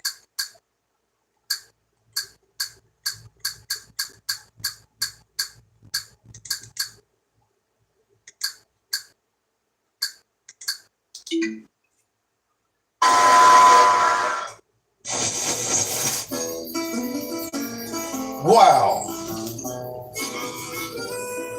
Just wow. I mean, those were some amazing effects. Is anybody alive? Jack's alive. Oh, yeah. And the movie could end right there, but the Cairns brothers have a deeper dive in mind. So I want to go right back to the movie. What? Before you do that, we have a surprise. And when we talk about the Texas Chainsaw Massacre, when I say the remakes are better than the original 1 and 2 Texas Chainsaw Massacres, I'm talking about like the Texas Chainsaw Massacre from like 2003, and I think it was like 2005 or 2006. Those Texas Chainsaw Massacres are like not the more recent ones, but the ones from like 2003 and 2005, 2006. Those I thought were pretty good. Honestly, better than the original 1 and 2. But, you know, we can all appreciate Texas Chainsaw Massacre 2 because, of course, Joe Bob is in that movie. Surprise. Oh, yeah. Oh, no. We don't. As you know, I have been digitizing your old tapes and making them available for everyone online. Yes, and thank you for doing that. My pleasure. Appreciate it. We found the Lost Joe Bob pilot. The Lost Joe Bob pilot? Oh, yeah. No. Oh, yeah. We found the 1981 tape of the show Joe Bob's Groovy, Gruesome Tuesday. You did not. Oh, yes, I did. Austin, will you roll that tape, please? Oh, yeah, with pleasure. Joe Bob's Great Grizzly. It's called the Joe Bob. Hold on. Oh, yeah. We found the 1981 tape of the show Joe Bob's Groovy, Gruesome Tuesday. You did not. Oh, yes, I did. Austin, will you roll that tape, please? Oh, yeah, with pleasure. Now, this is called from 1981, originally broadcast on October 20th, 1981. Joe Bob's Great Grizzly Gruesome Groovy Tuesday Movie Pilot.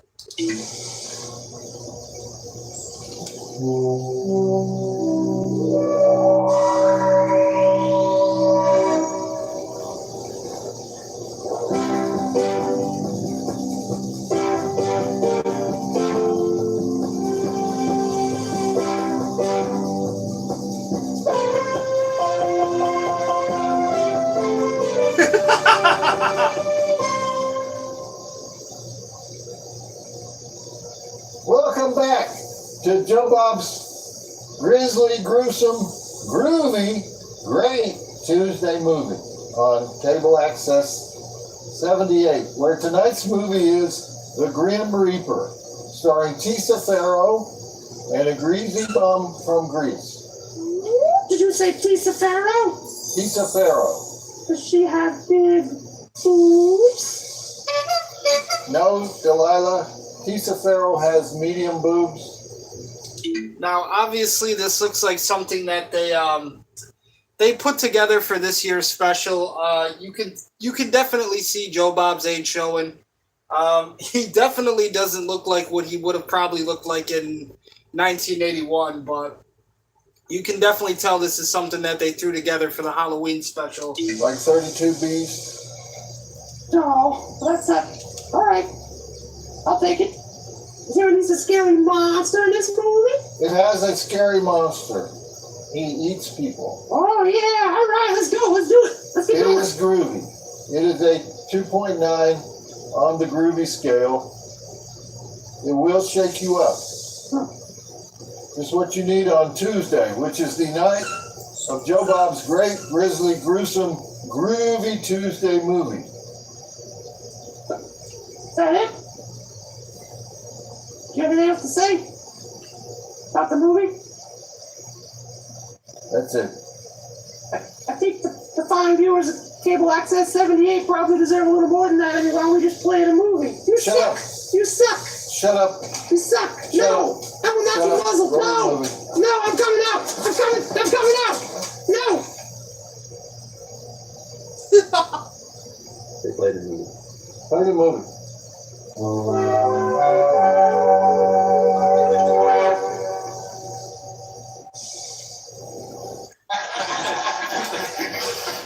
Oh my God.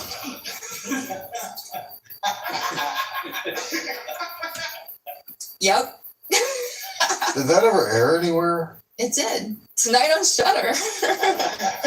The network never picked that up. What shock. Where's Delilah today? In my sock drawer, obviously. Well, I would love to meet her. She's an icon. Back to the movie. Darcy, why did you do that? Because it had to be done. I'm going to put it up on YouTube. The fans are going to love seeing how the show is developed. That's not the show. That's not this show. That's me sitting next to a sock puppet and babbling. I feel like that's kind of the show. It was adorable. Not adorable. It's adorable. A lot of that skit actually reminded me of when Jeff Dunham, he's arguing with Peanut the puppet. So that was kind of a little bit of a funny skit that they did there. But it looks like we only have one more segment break left here. This damn light keeps switching over. I want it to stay green. Has not been very cooperative tonight, but there you go.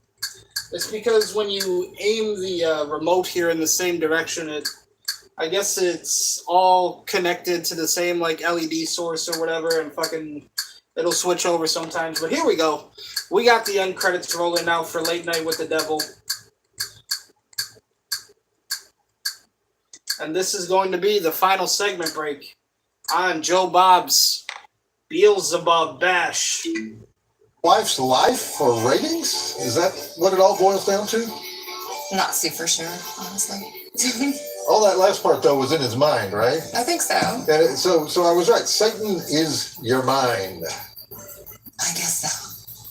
You know, in 1992, the BBC aired a mockumentary called Ghost Watch. Yeah. That was supposedly a real exorcism on live TV. The investigators were cleaning this house full of poltergeists, and it caused massive public reaction, like War of the Worlds, you know. Yeah. And the BBC later apologized. And so a lot of people ask if the Cairns brothers knew about Ghost Watch, but the answer, they were asked about it, and they said no, they never saw it.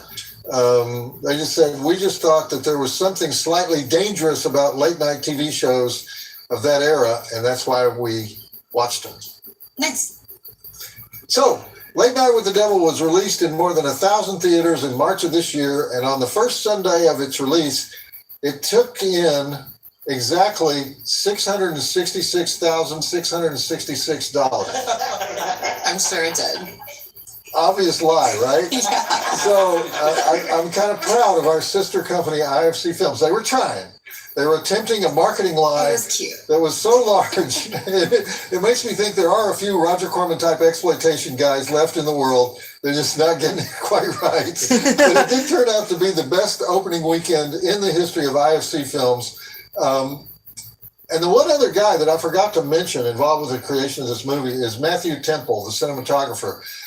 He's an older guy, and they wanted somebody who had worked with studio pedestal cameras back in the 80s, and he found some old tungsten lighting from that era, the kind of light bars that are so hot you start sweating after about 30 seconds of sitting under them, and they shot with those light bars. And they also kept 3 cameras running on every scene, with each operator pulling their own focus and doing their own zoom so that they could get that slightly shaky feel and reproduce the same shots as you would have seen on real late night talk shows in the 70s.